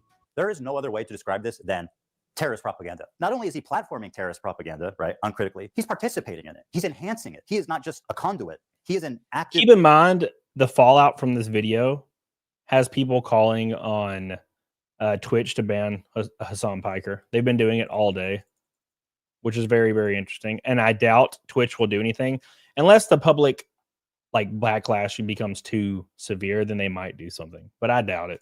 Right? Good. I doubt it. By the way, we're 10 likes from 300 and 119 in super chats from Naked Snake. 119. Participant who's disseminating it to more and more people in a way more consumable form. This is extremely fucked up. But why should he care? Their flag doesn't say death to fucking Turks. It says curse upon the Jews. Hassan likes to obfuscate on this and says nobody cares when Sean Penn interviewed El Chapo. Sean Penn literally interviewed El Chapo. Exactly, dude. Nobody is saying you can't have difficult conversations with controversial people. You just have to ask them hard questions, guys. We know this. Now let's move on to everybody's favorite terrorist organization, our friends in the north. It's Hezbollah. Where do I even begin? Thousands of civilians have been killed globally from their terrorist acts, car bombs, and suicide attacks. They even assassinated the Lebanese prime minister. They've hijacked civilian airplanes. They've shot 15,000 rockets into civilian centers. And if you can imagine, that's not even the worst things they've done. They participated in the slaughter of over 500,000 Syrian civilians to help a dictator, Bashar Assad, stay in power. They indiscriminately bombed over civilian centers, and they killed hundreds of thousands of civilians in what can only be described as a genocide. They are a designated terrorist group by the US, by the EU, and, oh yeah, the entire Arab League, which gave them that status after their participation in the Syrian genocide. Well, keep in mind, Sean, that they both labeled themselves kind of on the left. And when it comes right down to it, when people are, speaking to their points or their outrages, speaking from the left, it's almost always going to be morally right. So that's you're going to get that when it's Hassan and Ethan Klein beefing, right? It's going to be like who is morally more upset about whatever's going on. Short, nobody likes them. Well, there's one person. Hezbollah is a paramilitary organization. Do you like them or no? They are a terrorist organization. Like they're designated. They are designated by the American state as a terrorist organization. I do not like them then. Well, like I like what you like. I don't have an issue with them, let's just say. This is Hezbollah's leader, Hassan Nasrallah. According to Hassan Piker, this man is a brilliant freedom fighter. But before we get into that, let's see how he feels about Jewish people. Here are some choice quotes from Hezbollah's leader, Hassan Nasrallah. According to Shaul Shai, Hassan Nasrallah said in a speech delivered in Beirut, what do the Jews want? They want security and money. Throughout history, the Jews have been Allah's most cowardly and avaricious creatures. If you look all over the world, you will find no one more miserly or greedy than they are. I don't have an issue with them. If we search the entire world for a person more cowardly, despicable, weak, and feeble in psyche, mind, ideology, and religion, we would not find anyone like the Jew. Notice, I do not say Israeli. I don't have an issue with them. If Jews all gathered in Israel, it will save us the trouble of going after them worldwide. The history of Jews has proven that, regardless of the Zionist proposal, they are a people who are evil in their ideas. The state of the grandsons of apes and pigs, the Zionist Jew. The murderers of the prophet. The Jews invented the legend of the Nazi atrocities. I don't have an issue with them. I can't believe I'm calling Nasrallah base. I mean, listen. You have to remember something, okay? A lot of There's something about the music that makes this funny. I don't know why. these dudes, you see them in their fucking fits, and you hear about like some of their attitudes about like gay people, for example, and you immediately fucking resort to Orientalist perspectives, not realizing that these motherfuckers are better read than you by a million. Okay? Like it's not a broken clock situation. No, dude. Half of these dudes literally get educated in America and in the UK. What the fuck are you guys talking about? The more you learn, This is why the it's more you learn. Orientalist. To literally look at these dudes and go, oh no, they're fucking barbaric baboons, and like sometimes they get this shit right. No, dude, he knows. It's crazy. He's read more books than you could ever imagine. And also, ultimately, he's regarded as a pretty brilliant a person in terms of like everything that he's done. You might not agree with his methods. You might not agree with his attitude overall in terms of like, in terms of his opinions on civil liberties and shit like that. But ultimately, this motherfucker has read a shit ton of books. Knowledge. I feel I've shown you guys enough evidence that Hezbollah is an It's a very strange thing to come to terms with. Well, he's read a lot of books, so it's fine. Sad Lad Chat with a Gold Boy says the video is actually really good, which is hard because I don't like Ethan either. Yeah, me neither. But I'm happy anytime someone brings Hassan down a peg. Also agreed. When is your next gaming stream? And good luck in Daytona. Probably like early next week, I would imagine. And thank you, man. We go to Daytona in 2 weeks. We're going to be going 200 miles an hour. Well, 190. We'll be going 190, okay? Not 200. Those days are gone, I think, in NASCAR. But 190, a Daytona bump drafting. It's going to be fun. Thank you, Sad Lad. I appreciate you. Love you. We are now 109 from Naked Snake. evil terrorist organization. But have you considered this? What you meant to say is Hezbollah is Muslim. Okay? That's what you meant to say. What you meant to say is they're Muslim. So, of course, as they're Muslim, it's different. If you're wondering why Hassan's audience is so radicalized, it's because of stuff like this. Israel, America's greatest ally, the most important country in the world, the most moral nation, the most moral democracy on the planet, is ruthlessly and mercilessly bombing southern Lebanon, including southern Beirut. What did Lebanon do? They just kind of were there. They happen to be Israel's neighbor. You're kidding. Yeah. Even as someone who's critical of Israel, this retelling is fucking insane. They just kind of were there. Hezbollah started launching rockets into Israel hours after the October 7th raid began. They launched 12,000 rockets, killed nearly 100 people, including 12 children, and displaced 250,000 Israelis from northern Israel. That's what caused them to respond. What did Lebanon do? Shit. Why did he ask that? What do I say? Do I tell him the real reason? No, my audience will kill me for being a Zionist. Okay, let's try this. They just kind of were there. Hell yeah, another slick political saved by boots on the ground, Hassan Piker. Damn, I'm good. Even as a pro-Palestine activist, how does lying about this serve your agenda? All it does is further radicalize people. It removes any nuance, and it avoids any criticism for his team. And this is... Billy says, are you streaming tomorrow? Yeah, I should be. Thank you, Billy. I appreciate you, dude. I love you, man.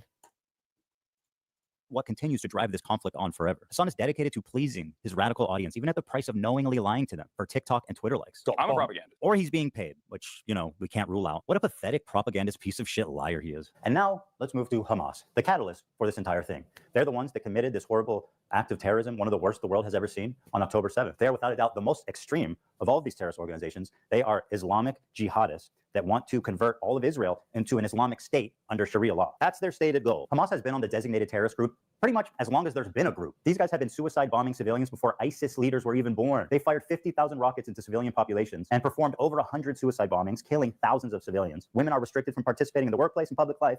Homosexuality is outlawed, and in some cases, of course, punishable by death. They steal foreign aid from the people of Gaza and repurpose it for military use, or they just sell it back to them. For example, why are all the Hamas leaders billionaires? And let's be real, these guys clearly are not skipping any meals. While the people of Gaza languish in poverty, these fine gentlemen are living in multi-million-dollar penthouses in Qatar. That lines up with leftist values, or, well, they were billionaires. They're all dead. They're all dead. Hamas is a bunch of... Rip. Thank you, Sean, for the gift of membership. Appreciate you, man. So just being there. Yeah. psychopathic terrorists of the worst order. And nobody would be crazy enough to defend them. Now, is this Hassan again? Hassan defended Hamas? Seriously? Okay. We had to make last-minute changes to this part to prevent it from being age-restricted on YouTube. I cut out the footage from Hamas, and I will attempt to narrate it for you as best I can. In this scene, an older woman is walking hand in hand with a girl who looks about 12. And as they're getting in the back of the van, one of the terrorists gives them a wave goodbye and says goodbye to them in English. Goodbye. And the two of them smiling wave back. That's crazy, dog. Dude. Okay, that's crazy. That's crazy.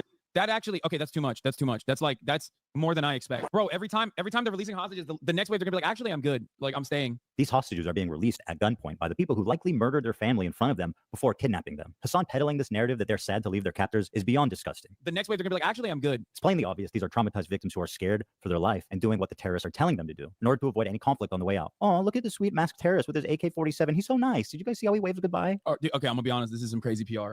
They look traumatized as fuck. Wait, what? Bro, they look like they're chilling. This girl who had her foot blasted off on October 7th and then operated on without anesthesia or painkillers is so sorry to say goodbye to her captors. She's going to miss their hospitality, like being raped and being watched showering and changing.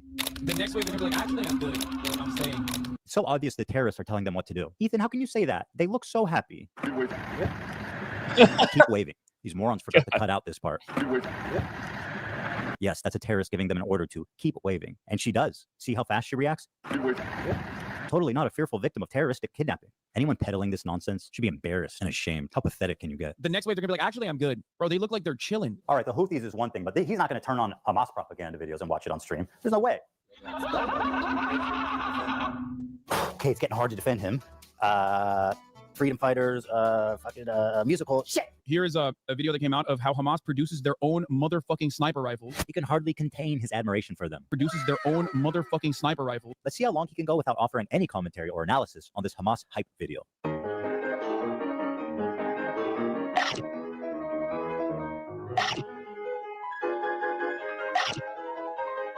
Is that COD?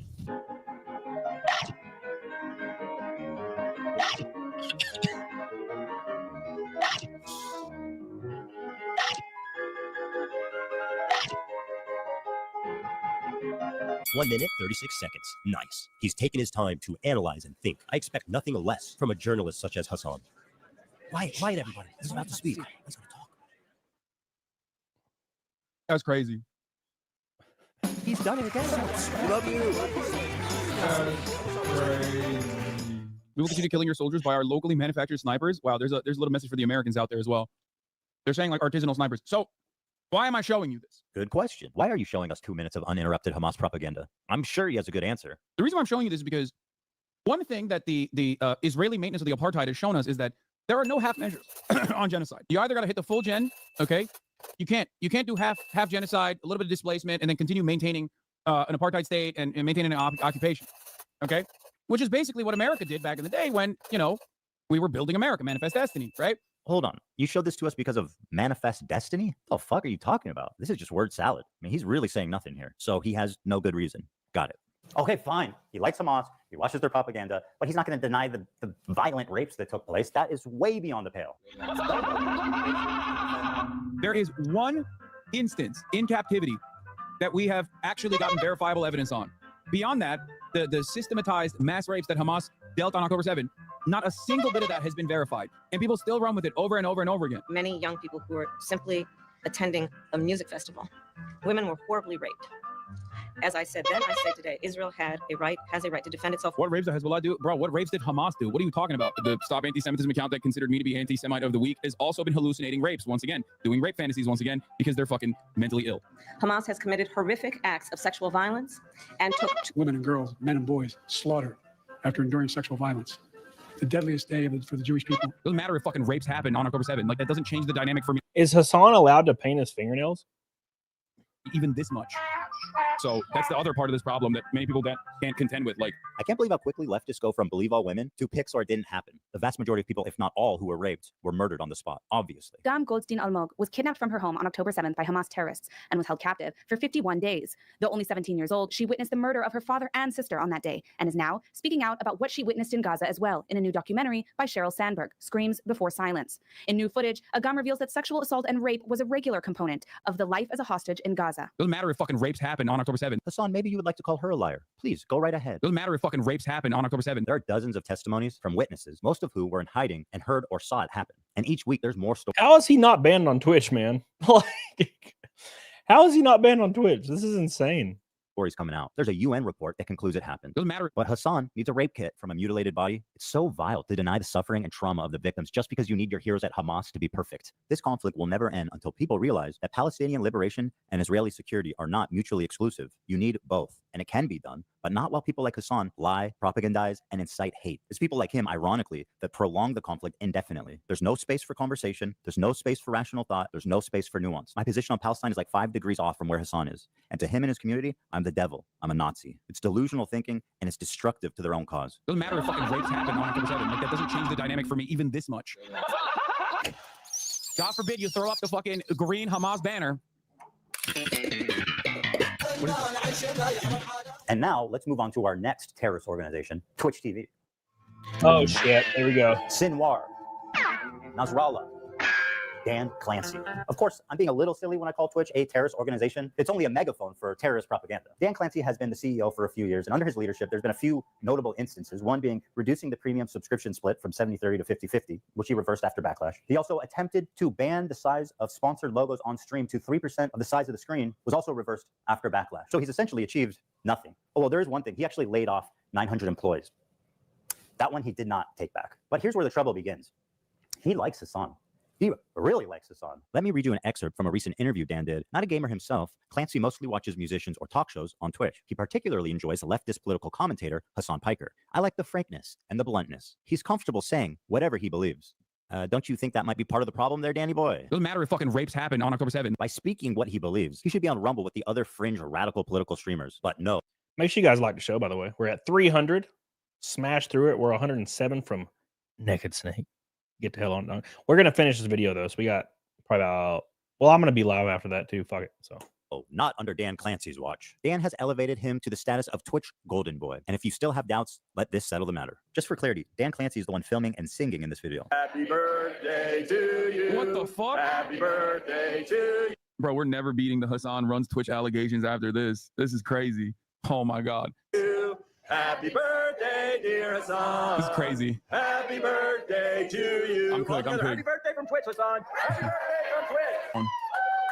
I've been looking around and I genuinely have never seen... I definitely don't think he'll ever be banned. I did not know it was like that. Another video like this anywhere, where Dan Clancy or any top executive force all these poor sons of bitches during their lunch break to gather around in the crew room and sing happy birthday for Hassan Piker. How humiliating is that? There's also a small issue of Dan being a total creep. Want to explore clips? That's very nice. And now you have a clips feed. Okay? Suppose you want to check out the stories to see what you missed yesterday. You click there, and now you're in your stories feed. Okay? Okay. That's very nice. Yes. That's also...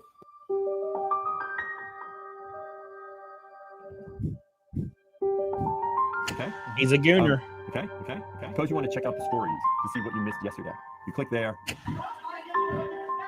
Oh, I'm so shocked the guy that runs Twitch is a gooner. I mean, come on. Come on.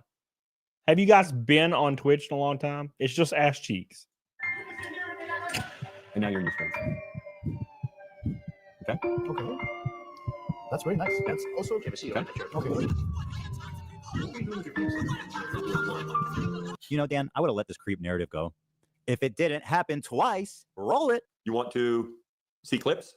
Swipe this way, and now you're seeing clips. The clips, and that's not necessarily the algorithm. First of all, it's gross enough you're a creep, but what an incompetent idiot you are. You're the CEO of Twitch, and you get caught with the fucking... You get caught with the girlies on your homepage twice?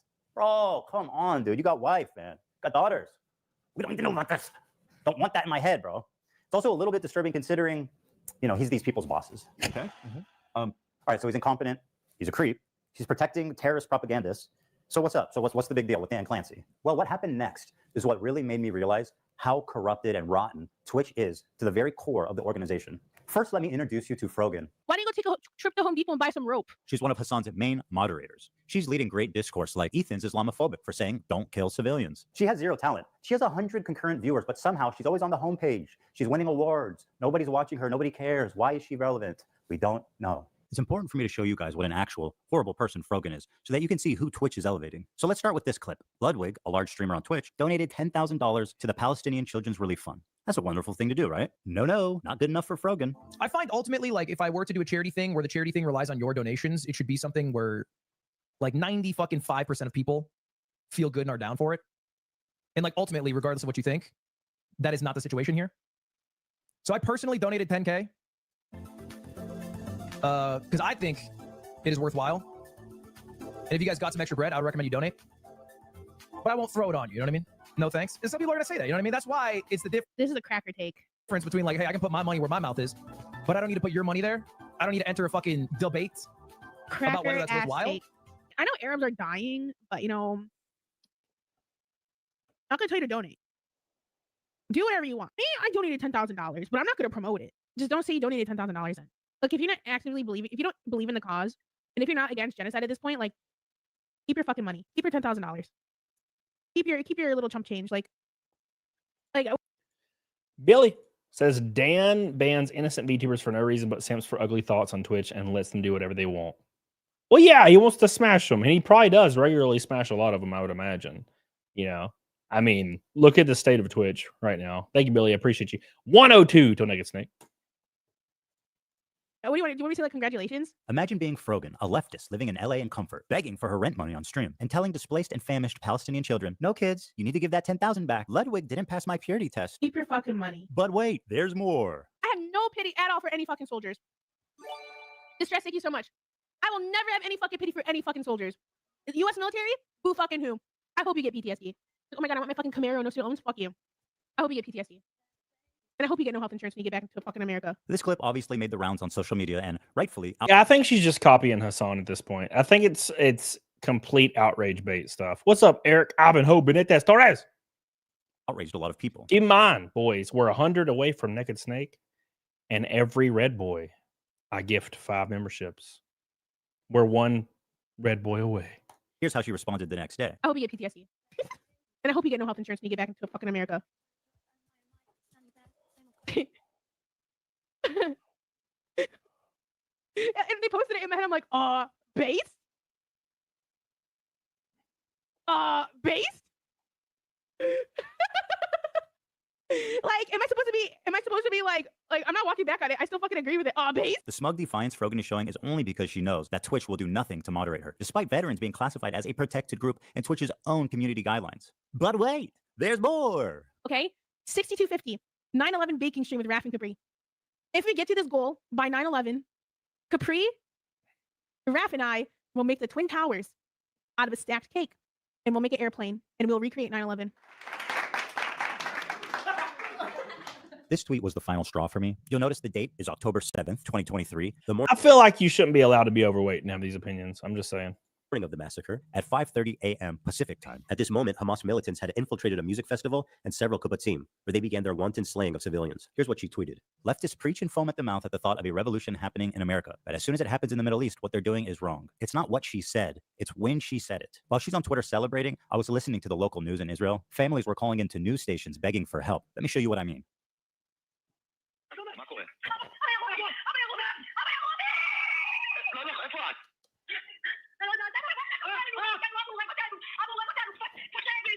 איפה אתם? תחיו, מה מצליחים לקום?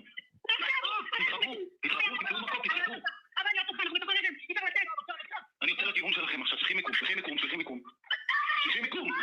אני בא, אני צריכים לקום, אלוהים.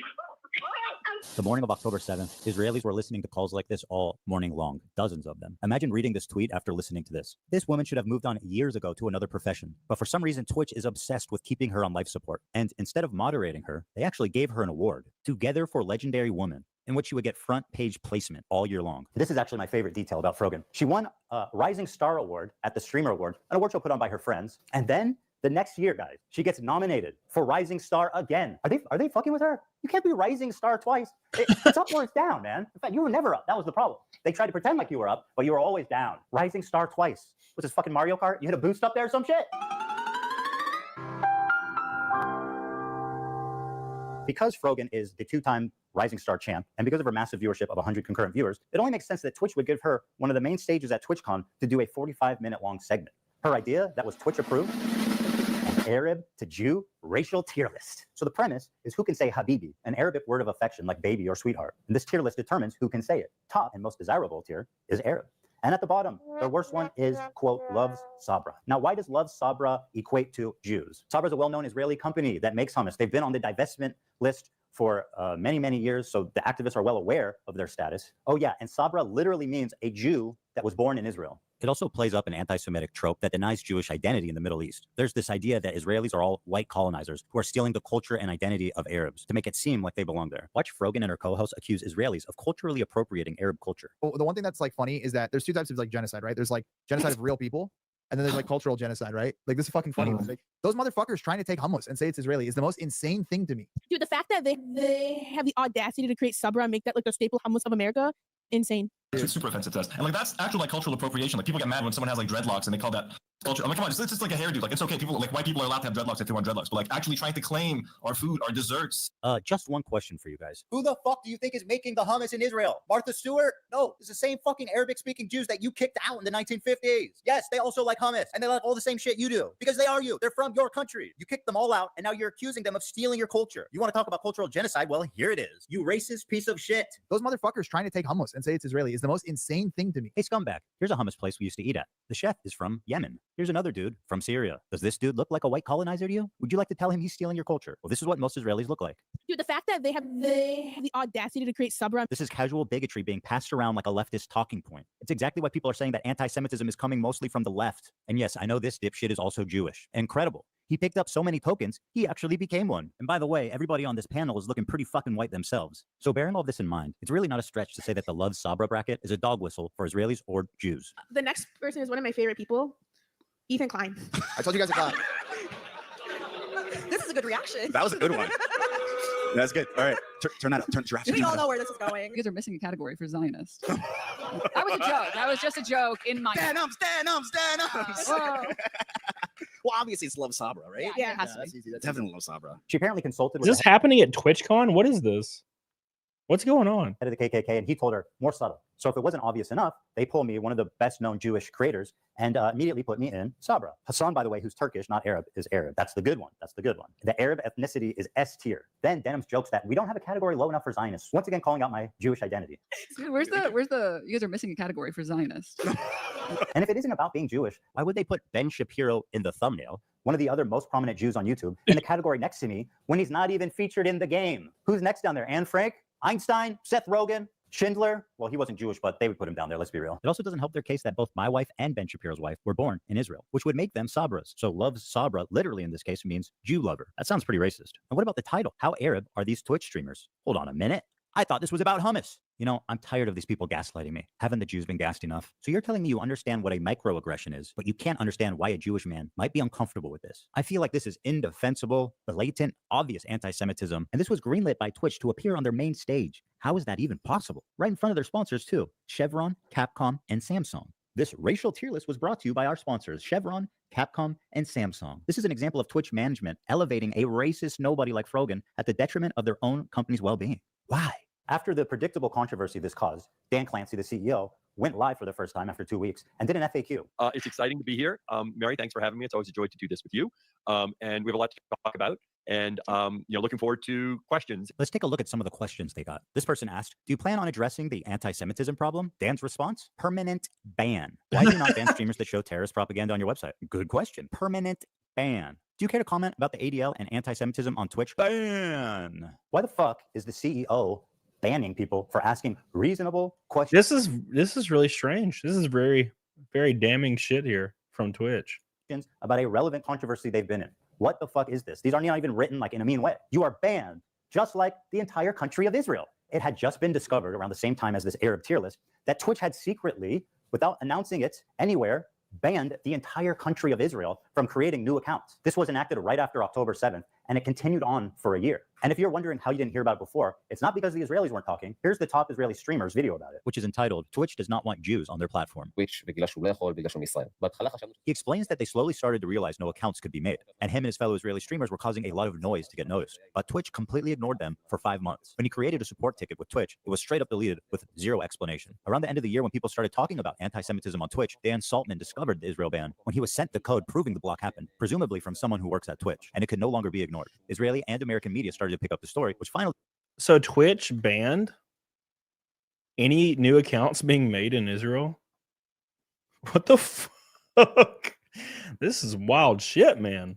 Forced Twitch to respond. He also explains the block started on October 13th, which happens to be Global Jihad Day, when Islamic terrorists call on others globally to act, which he thinks is an odd coincidence. They were never notified in any way, and it greatly affected their business. He says he doesn't feel safe with Dan Clancy in power, as he feels he can no longer trust him. When Israelis try to sign up, it gives you a generic error message. It doesn't say anything to suggest that you're ineligible because you're in Israel. So when one of these guys wrote to Twitch customer service, this is what they said. "I am really sorry that you are having issues creating an account.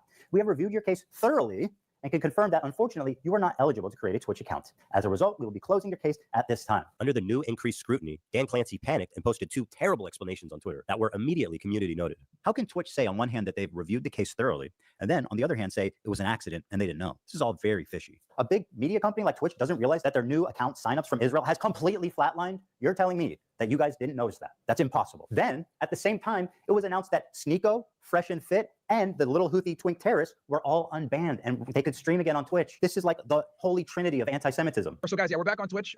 Welcome. I know we had gotten banned or whatever, or we got suspended, but I went ahead and appealed it, and we're back in the house, man. So for all the haters out there that were like, you know, oh yeah, they go banned on Twitch. Hey, be mad, guys, because we are back in the house. They can't stop us. They did stop them an hour later. All 3 of the accounts were eventually rebanned. But the decision to unban those 3 creators at that exact time, and being 3 of the best known anti-Semites on the internet, seems to clearly be trying to send a message. And then it was discovered that Twitch's head of policy and community guidelines was previously fired from her job publicly by the British government. Why? She does not like the Jews. That's right. Their head of trust and safety was previously suspended from her job at Ofcom for being too anti-Zionist. And guess where her very next job was at? That's right, Twitch TV. Apparently she was posting pro-Hamas tweets only mere days after October 7th happened. That's so interesting. It sounds just like someone else we know. It's almost like supporting terrorists is institutional. Hell, it might even be a prerequisite. Take a look at this tweet from Twitch's senior manager of inclusive marketing, Bridget Chermating, on October 12th. People are posting screenshots of them donating to Israel relief funds. Shake my head, y'all are truly rooting for the oppressor. Read a damn book. This tweet was made only 5 days after the October 7th massacre. The donations she's criticizing would go to families like this, if they were still alive. This entire family was murdered in cold blood by Hamas terrorists on October 7th. Bridget, who did these little girls oppress? How can you act so high and mighty for your cause and be so callous and inhuman for the innocents on the other side? This statement was made by the senior manager for inclusive marketing. Is that some kind of joke? Is this what inclusion looks like at Twitch?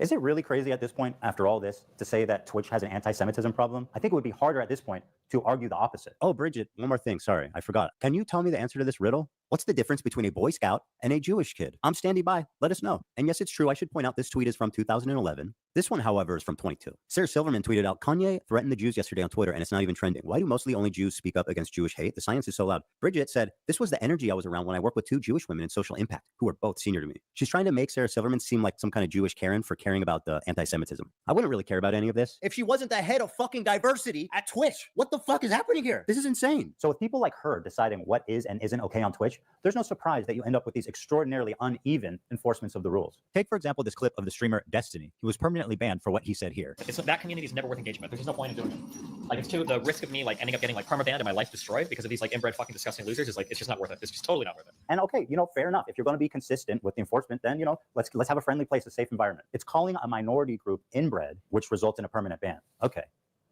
Okay, has anyone else done that? The Jewish KKK brigades out there, just a bunch of fucking inbred hicks. Imagine the most inbred white supremacist guy you can imagine, okay? Every week there was another fucking psychopathic settler, inbred fucking douchebag. Oh, these inbred fucking douchebags in the background, dude. A nation entirely comprised of messianic, inbred, ultra-Orthodox psychopaths that these inbred don't understand. Educated, inbred, fundamentalist hicks. Calling us in the middle of campus, calling us inbred, that we have no culture. One of them grabbed my friend's Israeli flag in the middle of campus, carried it to a mob by the gate that were communicating with the angry mobs outside of campus. Untrained, inbred asses shipped into southern Lebanon, telling us that we are all inbred and that we have no culture. You want to see clips? Inbred, inbred, inbred, inbred, inbred, inbred, inbred, inbred, inbred, inbred, inbred, inbred, inbred, inbred, inbred, inbred, inbred, inbred, inbred, inbred. The clips, and that's not just a algorithm.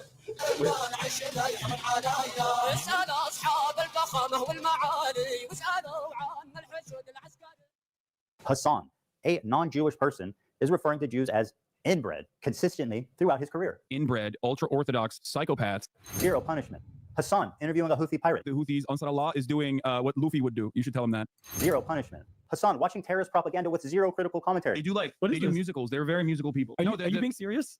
Zero punishment. Hassan threatening a sitting congressperson. This one actually blew my mind. When I saw he tweeted that, I said, he's done after this for sure. For sure he is. For those that may not recognize this weapon, I'll explain. Shinzo Abe is a former Japanese prime minister. He served from 2012 to 2020. He was assassinated in July of 22 in a stunning fashion that left the Japanese public horrified. He was killed with a makeshift weapon that the shooter had built himself at home. So when Hassan saw this tweet that he didn't like, he posted the schematics in what can only be presumed as an invitation to someone in his fan base to build this weapon and then assassinate this sitting congressperson who wrote a tweet he did not like. I genuinely do not know how he didn't land himself in prison for making terroristic threats. Zero punishment. Let the streets soak in their fucking red capitalist bloods. And this isn't just a Hassan problem. It underscores a disturbing trend among leftists on Twitch. The problem is, if you can believe it, these people are frequently making death threats and facing zero consequence. I know it sounds far-fetched, but I assure you it's very real. Listen, I'll up the number, okay? 30K to anyone who'll make this dipshit disappear. Bro, that Destiny guy needs to get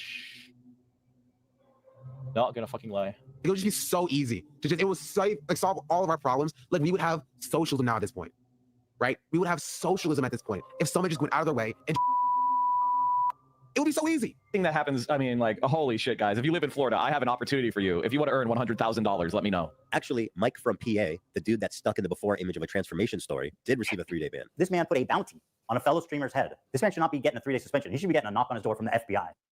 I made this video for 2 reasons. First, to stop Hassan infiltrating mainstream media. Hassan has been welcomed by many mainstream outlets. They view him as a friendly social democrat, as someone who's just trying to spread progressive politics online to an important demographic. But we know that. So that's basically the video. That's wild, man. See, this is the reason I don't follow fucking Hassan Packer or anything like that. I muted him a long time ago because he says crazy shit. And I was like, oh, okay, cool. I'm done. And I did not know the corruption was so deep within Twitch. Probably why I'm glad I steered clear of Twitch a long time ago when they refused my partner application. Because I streamed on there for like 2 months and was getting really good like viewership numbers.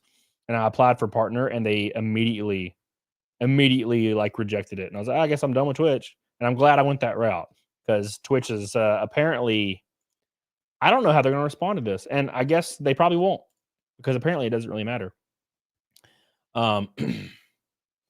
Yeah, I saw Felwyn. I saw the video of the dude on fire. It's brutal. Absolutely. That guy's in shock. That's a correct use of the phrase in shock, by the way. Never cared for Twitch. Yeah, me neither. Thank God that's over. I'm glad I never really got involved with Twitch. I'm pretty happy about that, to be fair. Pretty happy about that. When Amazon bought Twitch, it started thinking, yep. It had a kind of a cool community aspect of it at one point.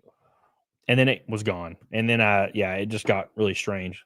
And I never really got myself involved with it. Mainly, I kind of noticed when it was nothing but like ass cheeks on there. Like all day. Just ass cheeks. Right?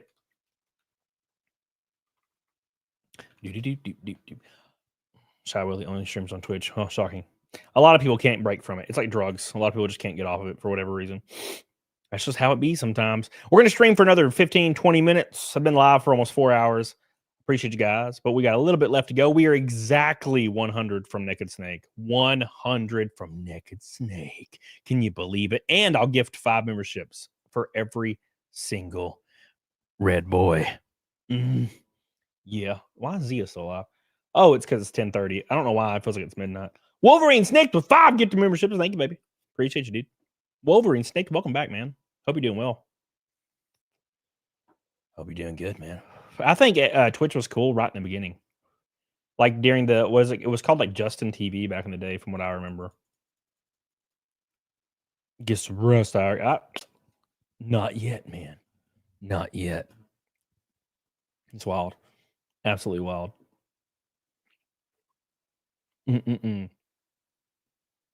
Let's see if there's any updates on this plane. I doubt it. Seems like it was pretty cut and dry. Plus, it's kind of late at night. Thank you, Wolverine Snake. Love you, dude. Justin TV. You remember that? The early days when we were young. We had our whole lives ahead of us. We were bright-eyed. And now everything's bad all the time.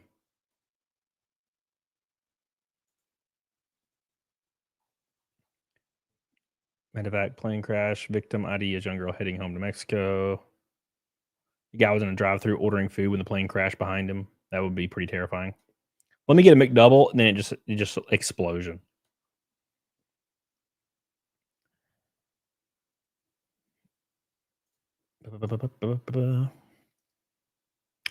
What's up, you want a couple? Hey, dude. Hopefully Rumble gets more popular. Rumble's made a lot of strides, man. They've made a lot of strides. They've clawed a lot of, I wouldn't say a lot of market value, but they have clawed a decent amount of it. More than anybody ever expected, right? I mean, I stream on Rumble every time I stream, so. An explosion. Oh, man, I'm stressed out. We got 2 weeks until Daytona. 2 whole weeks until we go to Daytona. It's going to be my first time racing at Daytona because last year we didn't qualify. We just had a really rough weekend that weekend. But this year, we're locked in on points. I'm so excited to go down there. And then we start the truck series. The NASCAR truck series is going to be a lot of fun. Very excited.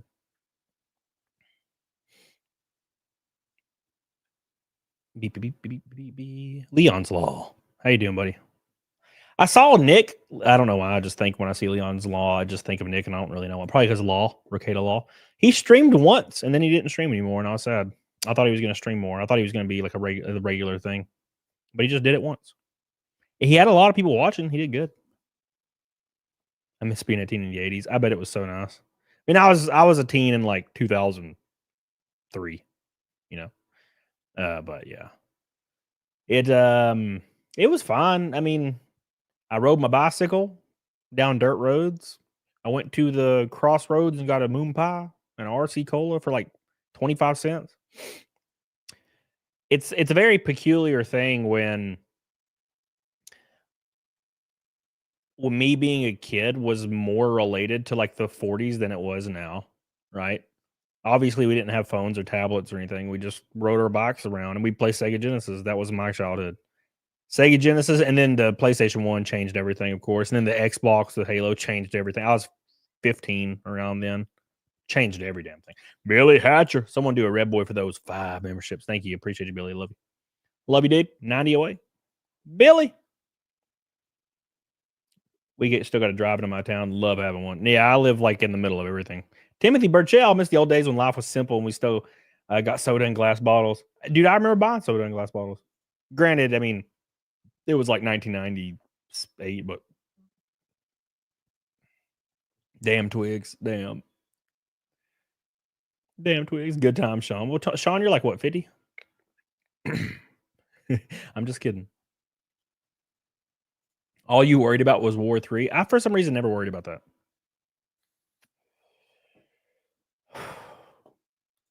World War 3. Yeah, I never worried about that kind of stuff. I never really watched TV or anything. I was always out like playing on my bike. And then I started playing video games and I got real fat. I'm not saying those two are connected, but they probably have something to do with each other. You know? Playing video games, drinking 12 Mountain Dews and eating pizza every night, you know? That's how the thing is, man.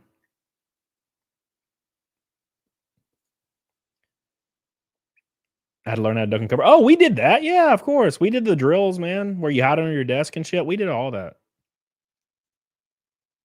Almost 37. Damn, it sucks, man. Halo multiplayer. Ain't nothing else like it. Ain't nothing else like it. And it sucks how you can't just go back, right? Like, I can launch Halo Master Chief Collection right now and play Halo 2 online, but it just, you can't recapture, like, the quiet nights and the light rain and you on your damn little shitty ass Microsoft headset that was gray. You had like 10 of them because they broke so often.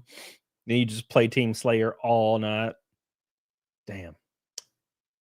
LAN parties. God, bro, it was awesome. We'd order pizza. It was great, man. I miss it. Miss it, dude. Remember Algebra on the projector? You mean the one that the teacher would write on with like a Sharpie and it would project onto the wall? Yeah, dude. Yeah, dude. I remember. I remember. What an experience to go through. Didn't last too long, Twigs. Yep. It did not last too long. I remember. They broke so often, dude. They were gone so quick. Ooh. Sodas were $1. Man, I haven't bought a soda in a long. How much is a soda now? I don't buy soda. Like if you got a soda out of a machine, how much is it? I know I buy Monsters kind of rarely out of a machine. I usually just buy them at Costco for like $30 for a pack of 30 or something. 32. DSL.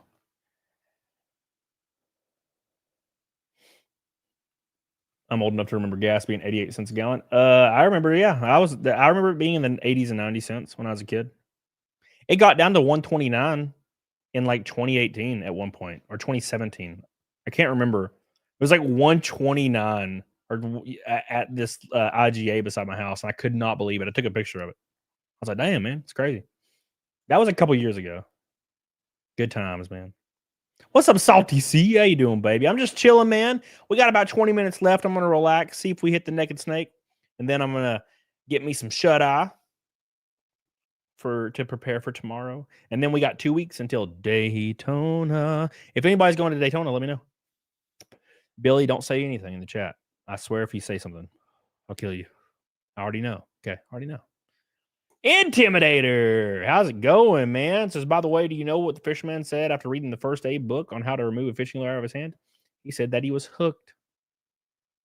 It's been years, Intimidator, and you still do this shit to me.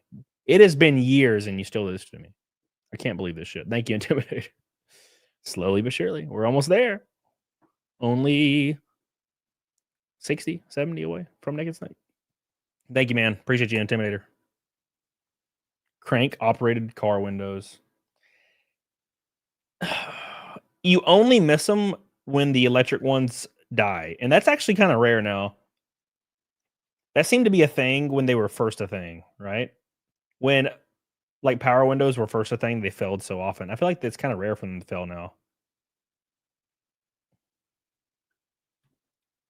Like I've bought in cars that are bought cars that are like 30 years old and they still work, you know?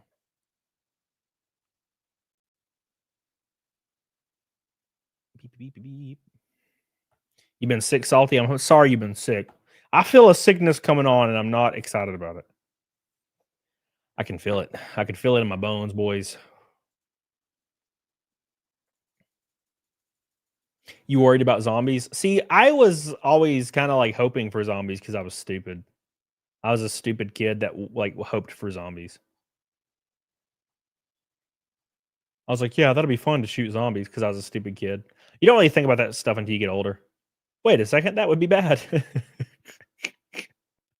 You know what I'm saying? Well, that would actually be terrible. I don't know about this.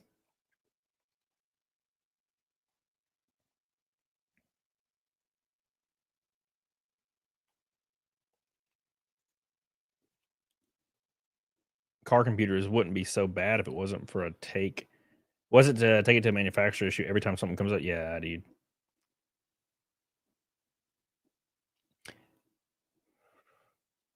Meet Kevin has a good breakdown of the flight and ATC audio. Sent it over to you. You want to cover it? Sure. Sure, man. I like stuff. You have a 94 Civic. Hell yeah. I got a 2017 Dodge Ram 2500. 6.7 Cummins. I really enjoy that truck. And I haven't driven it in a while because my Jeep is parked in front of it. So I just drive my Jeep every day because I'm lazy. I got a really old Jeep.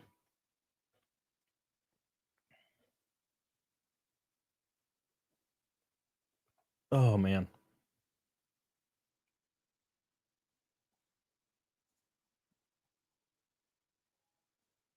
Beep, beep, beep, beep, beep, beep. Look like a truck guy. This is my first truck, and I only got it to haul my race cars.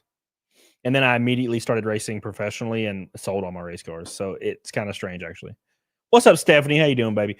Hey, Billy says I would rather have a zombie apocalypse. That's better than war. To be fair, war would never make its way, like, I don't think, to boots on the ground in like rural America, whereas zombies totally would. So I don't know. It's hard to say. It's hard to say, Billy. It's hard to say. We're one pink boy from a naked snake night, boys, and the streak will continue. It's 4 years in the making. 4 whole years. It's crazy. Thank you, Billy.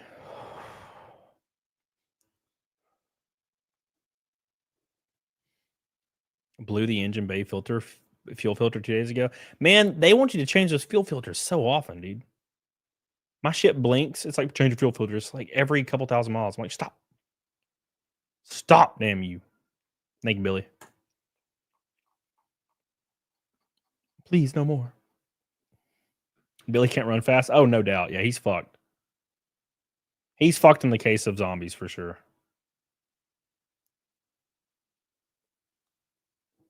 Oof. Nice. If you aren't military in Zion Polak, you're done. Yeah, that's what I'm saying, dude. And also, the military will kill you too, Sean. So, you know, it's like a double-edged sword, right? You can't fight the zombies, and also the military will kill you too. So, keep in mind, every Red Boy, I will gift 5 memberships. Oh my God. 5 memberships. Who's going to trigger the last gift? The last gift. Hey, Chris McGough is in the chat. My boy with a pink Norwegian Cronin.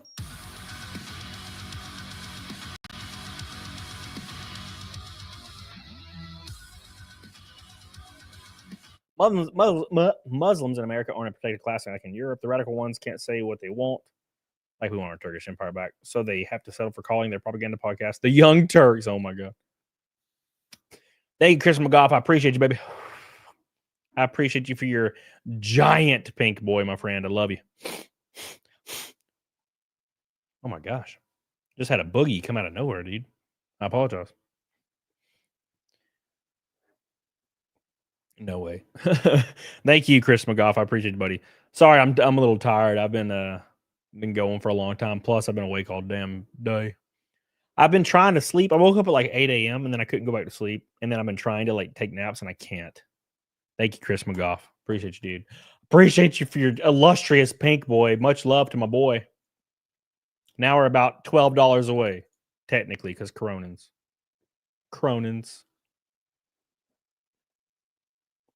Whenever I have a vehicle and put my wall trip plate on it, everybody and their brother wants to race me, and I'm not into it.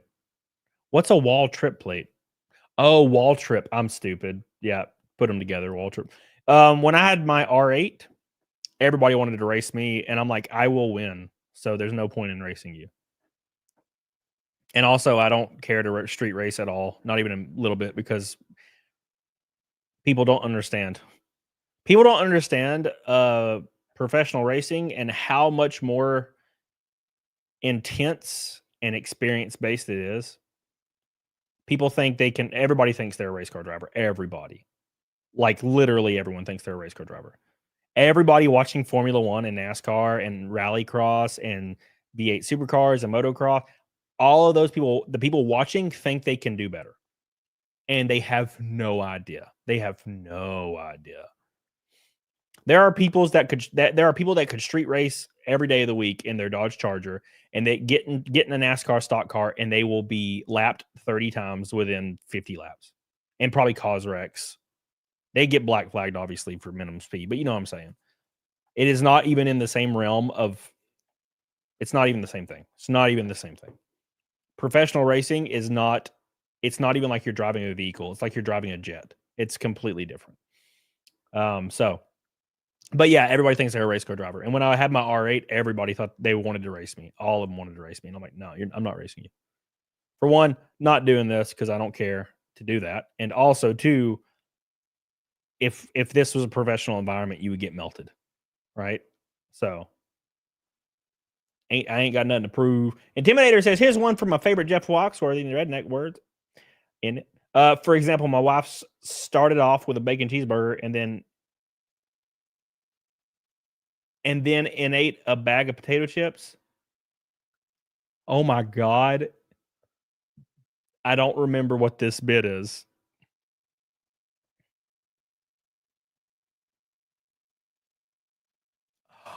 My wife started off with making cheeseburger and ate a bag and ate a bag. Oh my gosh, my brain is melting right now. Oh my God. Intimidator, what have you done to me today? I'm not redneck enough for this. And then she ate. Yeah. Yeah. And then I'm not redneck enough. I'm just not redneck enough, man.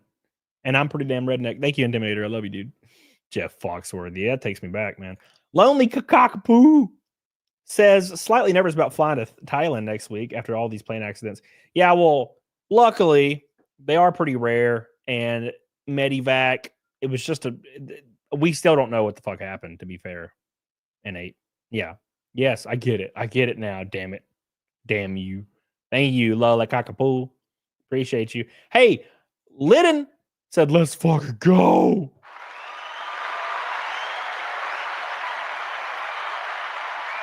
We officially triggered Naked Snake, boys, for the 414th stream in a row. Can you believe it?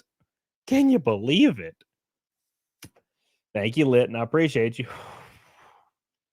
And thank you for not red boying me, because it does cost money to gift 5 memberships. So that's the only drawback, is it costs me $20 every time. And I'm like, ooh, maybe we can hit it without the red boys, and I ain't got to worry about that. Thank you, Lit, and I appreciate you, dude. Love you. Get the hell on it, doggone it. Thank you. Even Jenny took it easy on me tonight. I love you, Jenny. Hope you're doing well. And not like any plane I've ever seen. Did you see a different angle? Yeah, Chris Allen. So it looks like a damn missile, but there was wreckage at the scene, and there was like pieces from the Medivac medical plane. So what's up, Reformer? How you doing, baby? Thank you, Litton. Thank you, Chris McGough, again, my friend. I appreciate you so much, dude. Thank you, Sean Smith. Appreciate you so much, my friend. Thank you, Billy. All these beautiful people. I appreciate all you guys. Yeah, Salty C. Yeah, I get it. I totally get it, man. People be wild. People be wild. Again, everybody thinks they're a race car driver.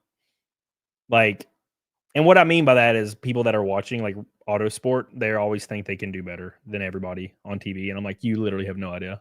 You have no idea. You have no idea, bro. It's way more, way more involved and in depth than you think. And it's not like driving a car down the road. Everybody thinks like Formula One and NASCAR and Rallycross is basically, it's kind of like driving a car down the road, but it's like faster. And I'm like, no, it's not like that. It's not like that at all. When you break loose in a car going 140 miles an hour, it's in like on a street car, it's fucked. It's fucked. When you're in a race car, the entire point of a race car is to let a car settle in the middle of a corner and then slightly lift on the right rear and almost break loose, and then you drive it off corners like that. You're driving off the corner basically out of control, and you're going into the corner out of control. That's why a lot of people have a hard time adapting to professional autosport. Like people will do all these different autosports, and then they'll go into professional autosports, and they can't go fast because you have to be out of control, completely out of control. Why do you think drivers spin? They hit the wall. A lot of these mistakes happen. It's because you're almost out of control. So, like last week in California, we raced at Kern County Speedway. You had to be completely sideways on entry and on exit, and you control it. It's almost like a drift, almost, but it's not. The car is made to do it. It's hard to explain. Like 55% of the weight of the car is on the left and the front of the car. So it's supposed to kind of arc coming out and going in. So you go in and it's arcing, and then it sets and you arc off, and you're almost sideways when you're doing it. And the car is kind of weightless in the middle of the corner, and it's weightless off, but you're on the power. And you have to combine all these things and do it consistently and be fast. And I can't even kind of vocalize what I mean when I say you have to go fast. It sounds so redneck and dumb, but it's like hyper at the 99% out of control. And that 1% of control is all you have. And you have to utilize that 1% and keep it at 1% to be fast. If you go to 100%, you're out of control. You're done. If you keep it at 97%, you're slow. So it's one of those things where unless you do it, you can't explain it. You know. Well, I think that was a mechanical failure, Don. I don't know what the hell happened there.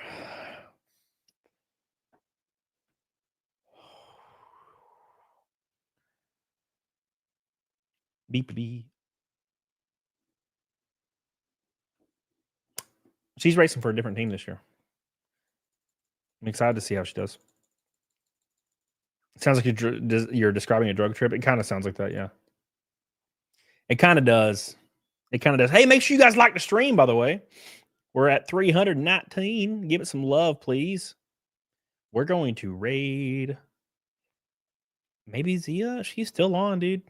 She's still on. Maybe Ballers. Ballers just started. Yeah, I'll do Ballers. Let's do Ballers. I like my boys over to Ballers. And we're going to do Naked Snake, boys. I appreciate all the love today, boys. I really, really do. Keep me in your thoughts, hopes, and prayers during these trying times. The stress is unfathomable, more than I've ever experienced. And I guess this is just how life is now. When you're trying to do crazy shit that you probably shouldn't be doing. So let's do Naked Snake. I did not wait. Oh, my headset's on my head. What the fuck? Thank you. Is Daytona going to be a truck race? Daytona's ARCA. We race Saturday, right before the Xfinity race. So the truck race is on Friday, ARCA's Saturday, and Xfinity Saturday and Cup Sunday. And then my first NASCAR Truck Series race is at Martinsville, Virginia in March. So, it'd be cool.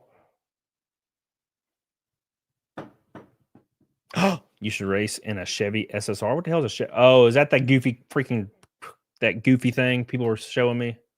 Yeah, that's that goofy ass truck. Thank you, creative username. Appreciate you. The goofy ass truck. All right, let's do it. Let's do Naked Snake, boys. Appreciate you guys so much for your love, your support. I'll probably be back tomorrow, I'd imagine. I'm just barely surviving at this point. I'm just trying to get energy back. It's pretty hard right now. So, love you, Jenny. I love you, Jenny.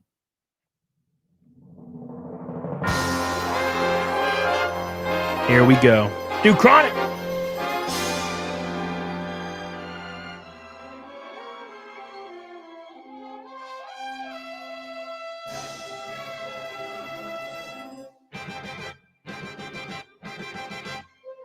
Let's do it. One more again. Donna.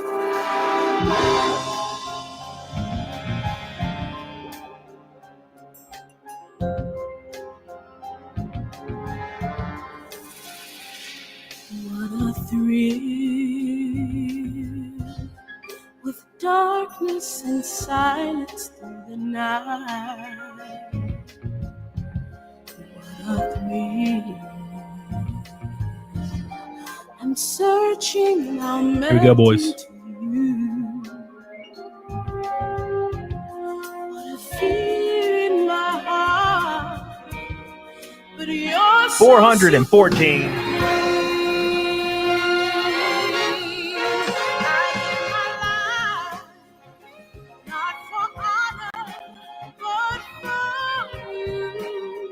Snake Eater Jenny, in my time, Jenny, there be nobody else. Oh my God, what a big one!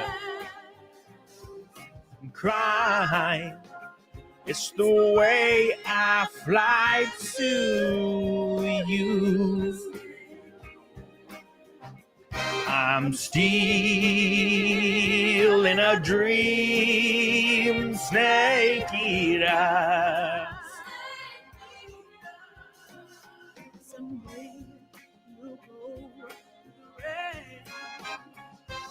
Someday you feed on a tree frog. It's a trial to survive. Oh my God, can you believe it, Jenny?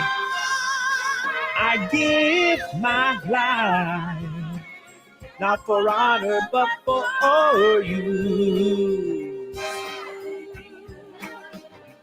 In my time, there be nobody else. Love you, Jenny. Cry. It's the way I fly to you. I'm still in a dream. Snake eater. Amazing. We did it again. 414 in a row.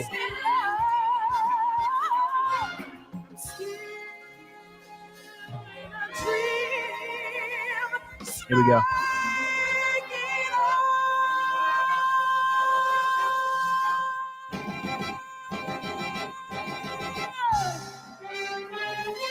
Can you believe it?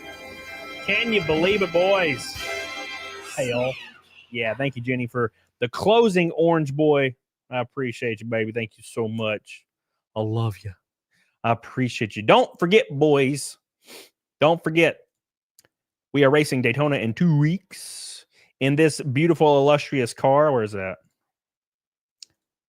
This is our car for Daytona. Well, this is what our car looks like. It'll be a different number and team. But this is what our car looks like for Daytona.